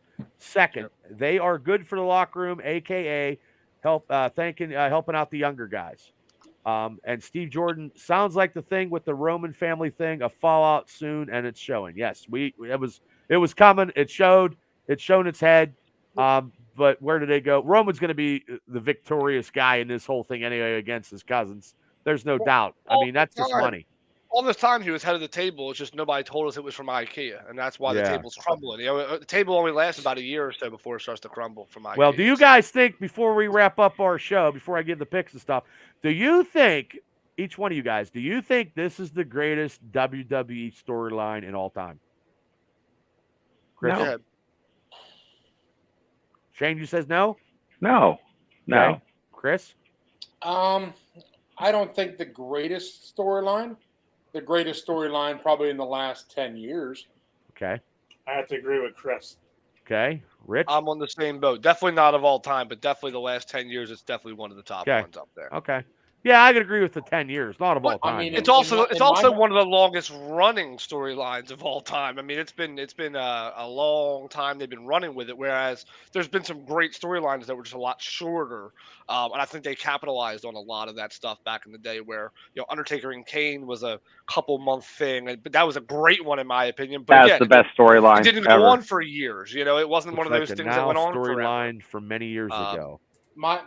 For my blood, for my money, greatest storyline, Andre turning on Hogan. That's a good one too. Yeah, that's a good one too. But also didn't last as long as the Bloodline, but doesn't need to. Yeah. It's quality over quantity, and that's my problem with the Bloodline. It seems like one of the greatest because there's been a million matches involved. Steve Jordan, the NWO storyline, he said for many years ago. I agree with you, Chris, on that one because that Andre turning on Hogan is what made WrestleMania 3 the astronomical success of where WrestleManias have come and gone. Yep. So that's one of them. That was some of Hogan's best work. That is good, and also for me, being a Piper mark with the storyline, which is a short storyline of the Rock and wrestling connection. The war to settle the score in Madison Square Garden that set up WrestleMania 1, and you had it wasn't for WrestleMania 1 with all those participants, we wouldn't even be fucking talking about these shows right now. WWE would be half of what it is. What about Hogan turning heel? Yeah. That brought into the whole whole new as far as now we're getting like in WCW. That reinvigorated WWE for like a whole new generation. That's like the old reaching down and pulling in the new guys. I mean, that was big. That was big too. Reese said, "Where do you rank Austin and McMahon?" I mean, there's a lot. I don't know. That's a good storyline, but I don't think it's as impactful as Hogan turning heel. There's Austin and The Rock that went on for some time. That's definitely Austin and The Rock. Definitely argue that, but again, But you have to look at the impact of the storyline on how the storyline, the Okay. wrestling storyline, impacted professional wrestling on a whole.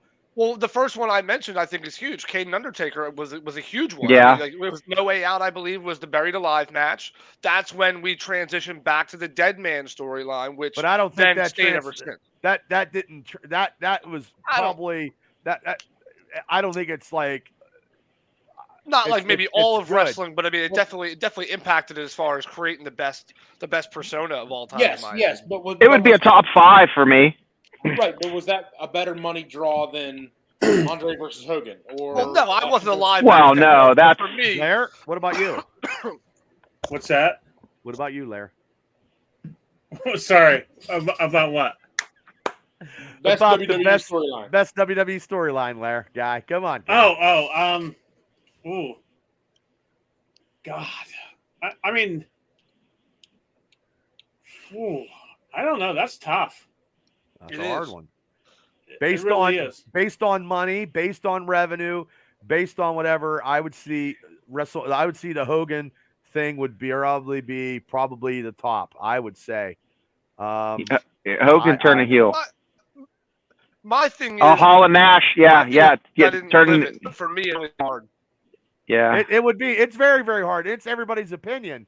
Right, But it's an we extremely would have to. subjective thing. Yeah, Well, it's very subjective unless we looked at it. It's also, did you see it in live money-wise? time? You know, I mean, Right. Well, it's also, did you see it live time? That's when you have the most impact. Like, for example, if you don't see a match until years later, it's like, oh, that was a cool match, but you don't feel the impact. So, like, for me being a younger guy, I wasn't there to watch Hogan and Andre, so I don't have that connection with the match. I probably being the oldest guy on the panel. Yeah, I remember it. I mean, it was big. It was huge. Well, see, that's my thing. So for you, you could sit here and say that's definitely. And again, looking back on it, I can agree with you and say that was. But probably also, for me, moment. WrestleMania 1, before all that buildup, was huge. It was, Saturday Night Live with Mr. T and Hogan at Saturday Night Live and doing something, and it's just it could be different varieties of stuff, whichever the great like. We're just going to all agree the last 10 years, this is the best storyline in the last 10 years. Yeah. Well, I took a very long pause for the last 10 years because of the fact there wasn't anything that really intrigued me about wrestling. So wow. I watched a lot of 90s, early 2000s, right up until about the 2010, 2011 period. And then it was just it was so dull. I kind of said, you know what, I'm going to take a break from this. It's not a big deal. There's no need to watch it. So I didn't. Kind of flaked off of it. So for me, I can't really speak much in the last 10 years, but from what I've seen since, and I've went back and watched some WrestleManias that I missed and all that, this is by far better than a lot of that shit was. Kurt Mears has just said on my Facebook feed, complacency is a killer. Everyone has a plan until they get punched in the face or with a cast. Fans love an unknown or the underdog. Good business for the WWE. Yep. Yeah, I mean, I don't want to know stuff in wrestling, even though I want to be entertained and not know, like I go to a movie and I don't want to know the ending when I go. Yeah. So like NBA in the 90s, I stopped watching NBA basketball because the Bulls had three-peated and I was just like, okay. Or the Warriors a few years back. and then I took like a 10-year break, and it's just you want to feel like there's some parity. This is a big heated debate. What storyline is? I mean, this is something that we could carry on like the next time or something, and have like logistics on how and what and where and how. I know how much money was revenued, because NWO shirts after that storyline, NWO shirts took off, but also too Austin shirts fucking took off too. So the story. I mean, what storyline generated the biggest amount of payday? I don't know. I think the best way to settle it. I don't know. I think the best way to settle it. We've talked before about like top tag teams of all time. I know behind the scenes we've talked about doing a top 10 wrestler or whatever it is. Woo. Maybe doing a top show, like a top whatever, and then like maybe a 5 of a couple different major things. Whether it's who's your top 5 guys, who's your top, I'm all into that. 5 moments. Like we'll keep it top 5 to keep it shorter so we can all get through. But we'll do top 5 moments, Okay. top 5 wrestlers, maybe something like that. Because obviously, I feel like a lot of the comment section week in and week out is, well, who's your favorite wrestler of all time, or who's this? So the best way to answer that was do it all in one show and give them top give them 10, our the top 5 greatest storylines in wrestling. Yeah, we can put a list together. Okay, top 5 storylines. Top and it 5 seems like we will have none of us will have the same list. Because it seems like now it's different. All different generations, all different. And again, we all, if you think about the last couple of shows that we've done, we've all made it very obvious that we all look for different things. Whereas, Chris and Donnie are really big on watching the technical aspect of it. I think Shane and I are really big on, we kind of look for some technical stuff now that we've been a part of the panel. But I think Shane would agree with me when I say that we're a lot more into the fandom of it, right? Like looking for the exciting stuff and what looks good. Larry watches fucking every single wrestling thing on the goddamn planet. So he's super critic. So his top 5 is probably going to be dramatically different than everybody else's top 5. Well, I got his top 1 right here. And Bubba, I'm not going to label you because I have no fucking clue what you're thinking half the time until it comes out of your mouth. But I appreciate it. Well, Jason, his co-host, fucking Larry's favorite storyline is the Katie Vick one. Oh, is the what? Oh, Katie Vick. The Katie Vick storyline. What the hell is that? That was the one where Kane killed his girlfriend in a car wreck and all that. Oh. How obscure. I mean, I forgot about that. Sex with a mannequin in the casket. It was terrible. Oh my God. Says Austin and the Vince Angle. Yeah, so that'll be something. Yeah, we'll work on that. Well, what was the one with the little person that would come out and he was dressed like Hornswoggle. Yeah. Oh yeah. He used to come out with Finley once upon a time. He was Mr. McMahon's illegitimate child. Well, that was good. That was good. First, he was a part of the Finley gimmick, and then he became such a fan favorite. They started putting him wherever they could, just to draw fan interest. Now, he was everywhere. We got a little derailed. Let's get back on. The Night of Champions, Chris had 5 out of 7. Shane had 6 out of 7. Real good, Shane. Danny had 5 out of 7. Larry had 4 out of 7. Donnie had 4 out of 7. Rich, you had 4 out of 7. And myself, I had 5 out of 7. Ooh. Okay, so I combined all these. Yeah, good comeback because I sucked in the first pay-per-view. Now, the totals was Chris, the world beater, had 11 out of 16. Nice. I went 16 matches. I didn't do the House of Black. Shane had 12 out of 16. What? Yeah. Number 1 picker of these 2 pay-per-views is the guy who wasn't here tonight. Danny picked 13 out of 16. That's fucking man. insane. Yeah, Larry, you got 10 out of 16. Mr. Tapout, who's on the social media Facebook site, got 10 out of 16. Usually Donnie is kicking ass and taking names. Rich, you got 11 out of 16. Better than I thought it was going to be. Well, this guy here, who the last but not least, I got 6 out of 16, and yeah. I know my buddy won it, and that's great and all, but screw Danny right now. I'm gonna give a real shout out to Shane here. I know I mentioned it earlier in the show, but this guy literally went 13 of 16 and fucking took Britt Baker's or 12. Yeah, I threw one away. And won. Yeah. So imagine if he wins that, he ties it up. He would have tied. To be fair, I did call Chris I didn't make it official, but me and Larry actually called Chris Statlander to win the one AEW match. Yeah. I mean, you guys picked Wade, so you guys won that one. And the one I picked, Britt, is I actually wouldn't have picked that one right. I don't think. No, you would have had Ethan Page and the guns. Yeah. So I went Hardy Party on that one. Yeah. Did Hardy Party you win guys that? did great. You guys all did great. He replaced Cassidy with Hook.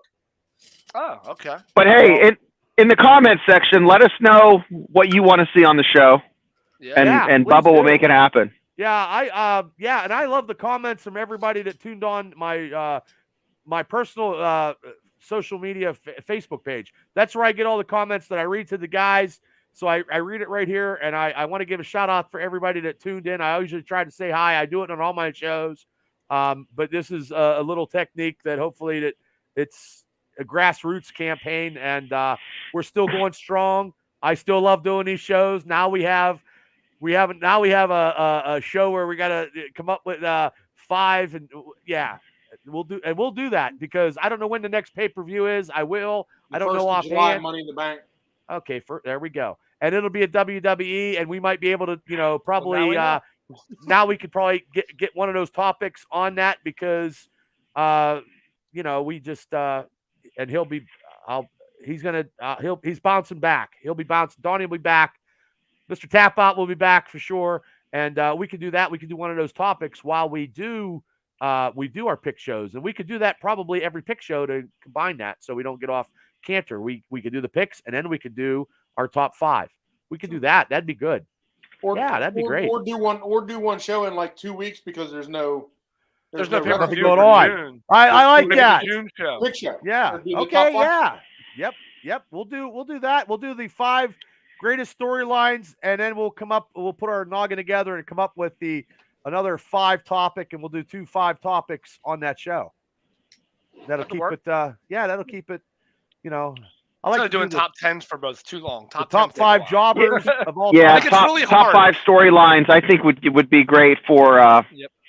They'll always do well on the old YouTube algorithm, but it's also just so fun to watch. Well, and here's the thing, Bubba. When I think about our show, I think, is this something if I'm driving to work would I want to listen to? And the answer is absolutely yes. Well, thank you. I hope so. Don't hit a tree. That's a completely unbiased answer, ladies and gentlemen. Shane, that is completely biased. You're right. Oh, yeah. Well, I listen to it.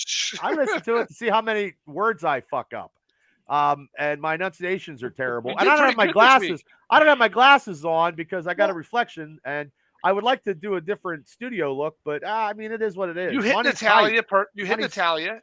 Natalia. Right? I didn't hit. I didn't hit. I never hit Natalia. You got Oscar. You got Oscar right. I got Oscar. I love Oscar. And you also got Solo Sikoa. So you went 3 for 3 tonight. No, I got Valkyrie.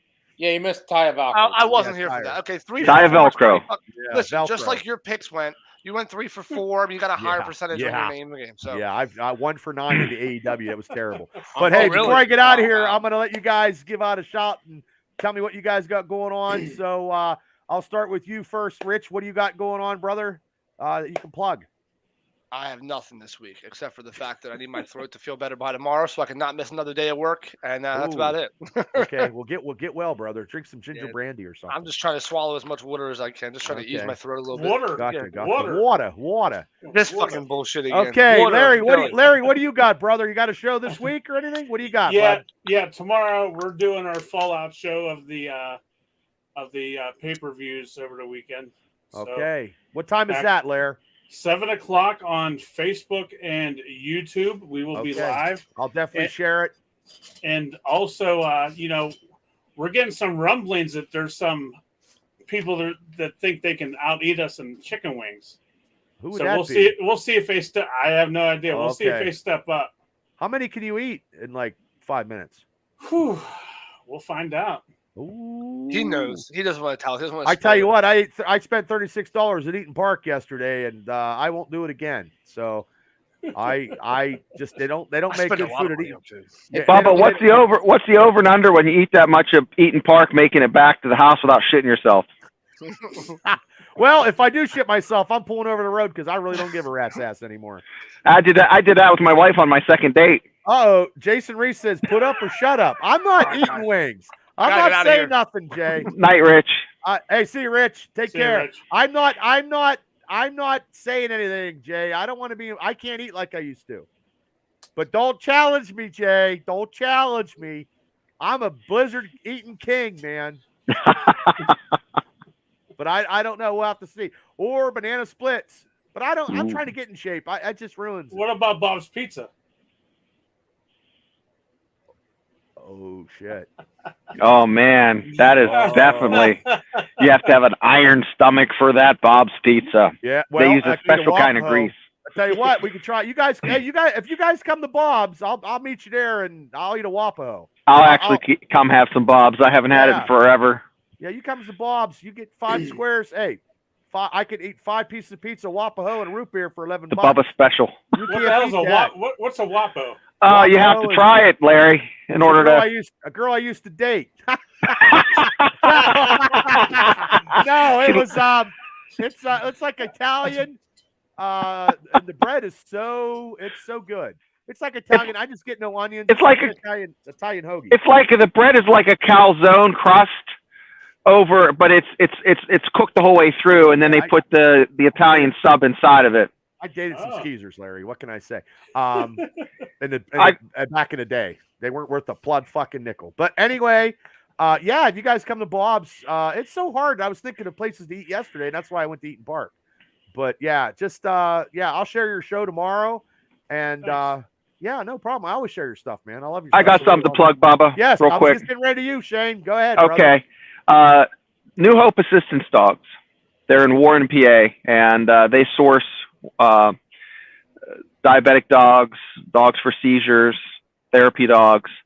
I help veterans get these dogs, and Tammy, the woman who runs it, reached out to me last week. I have one vet lined up, looking for any disabled vets that might be in need of a dog. Now, these dogs are not like your typical therapy dogs that someone just puts a piece of paper and checks that it's trained. These dogs from 8 weeks of age until 20 months do nothing but train, 4 or 5 hours a day. So they're legit and no cost to the veteran. These dogs would cost, $15,000 to $25,000 depending on what type of training they have. Wow. But if you anybody knows any veterans that are dealing with some issues that might need the help of one of these dogs, please, ping me, or Bubba can get a hold of me. And, we can't get you a dog within, a week, but we'll get you one within a few months or a year out.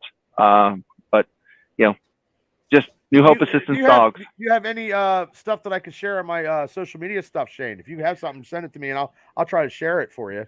Yeah, I can do that. But here's the thing: there's only like so many dogs per year, so okay. I'm pretty selective on who. Right. But I want to get some people that I know could use it. I mean, I don't want people that are drinking too heavy or. Right. Have a lot of issues. They have to be at a certain point where this will really just put them over the top. Maybe if you write it out, helping them out. You know what I mean? Socially. I can do that. Yeah. And I'll put it on I'll share it, and then maybe you'll, And they're going to be. And here's the final plug. They're going to be at the Latrobe Air Show. I think it's July time frame or June 13th. Father's Day weekend. Father's Day weekend, they're going to be at the New Hope Assistance Dogs are going to be at the Latrobe Air Show. I will be there, helping to promote this organization and do some good work. That is good work, Shane. No, that's cool, man. No, that's awesome. That's awesome. Now let's get to you, Mr. Chris Coleman, because I know last time I wanted to get it done in an hour and I totally effed that up. I'm not effing it up today. So, Chris, what do you got to plug, brother? Imagine Wrestling this Saturday night. We're at the Juniata Civics Association building once again. I have a match with James Ross. He decided to try to stick his nose into business to help Gorgeous Gregory retain his title. The boy decided to mess in man's business, and now he's going to learn a man's lesson. Oh, shit. Oh, he's in a world of pain. He's done. He's in a world of pain. Coleman's gonna kill you. Yeah, Coleman is gonna kill you. I wish I could see it. I wish I could see it because sometimes I like to go up to Imagine Wrestling, but I don't. My you work every day. Well, my schedule is I wanted Double D has this big comedy show that I really want to go to, and that's where I'm gonna plug this show right now. It's this Saturday at the Backdraft. Doors open at 7 p.m. Tickets are $20 ahead. And look at all these. Mike Zidell of Greenfield's Finest Podcast. He's been on WDVE. Joey Welsh, Trey McDonald, and the headliner is from someone said WWE. I almost fucked that one up. DVE is Jeff Conkle. I've heard Conkle on the morning show. I do like comedy stuff, and I know you can go to grandslamcomedy.eventbrite.com. I know he still has tickets because I actually shared them on my site.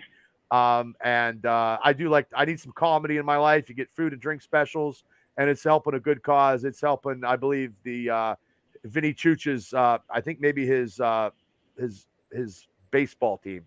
So, or something like that. It's helping a baseball team. So any type of stuff. It's in Pittsburgh, PA. If anybody was looking for something to do, take the missus or take whoever and go down and check it out. So that was my, and I'll be plugging it like all week.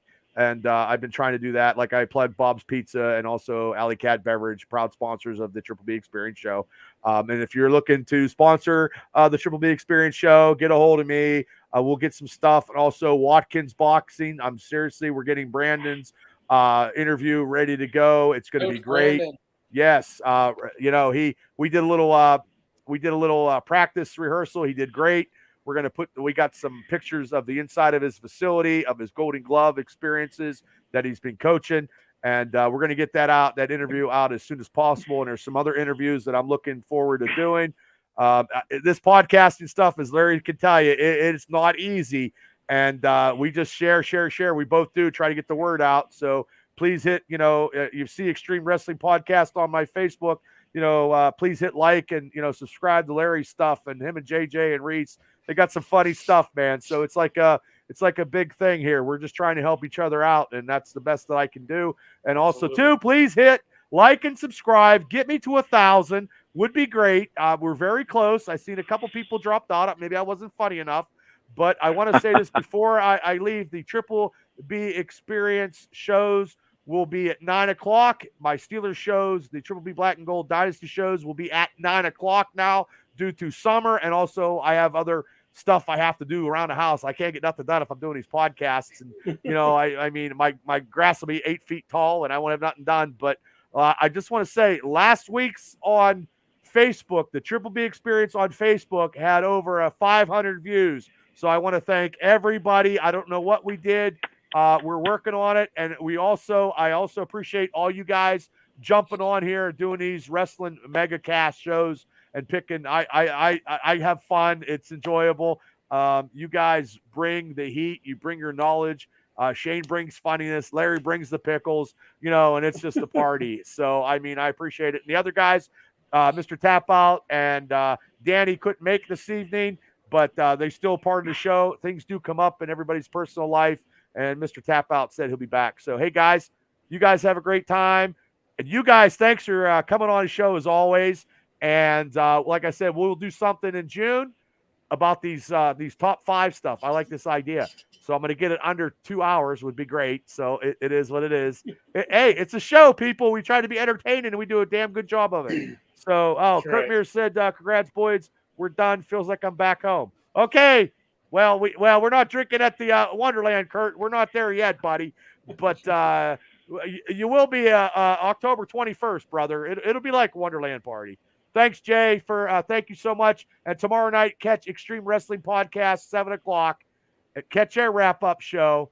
So those guys, and their Food Mania, and the challenge is on for somebody against Wings, against these guys. I don't know. Talk. I don't want no part of it. Better bring your A game. Oh, shit. See, unless it's a blizzard, I'm okay.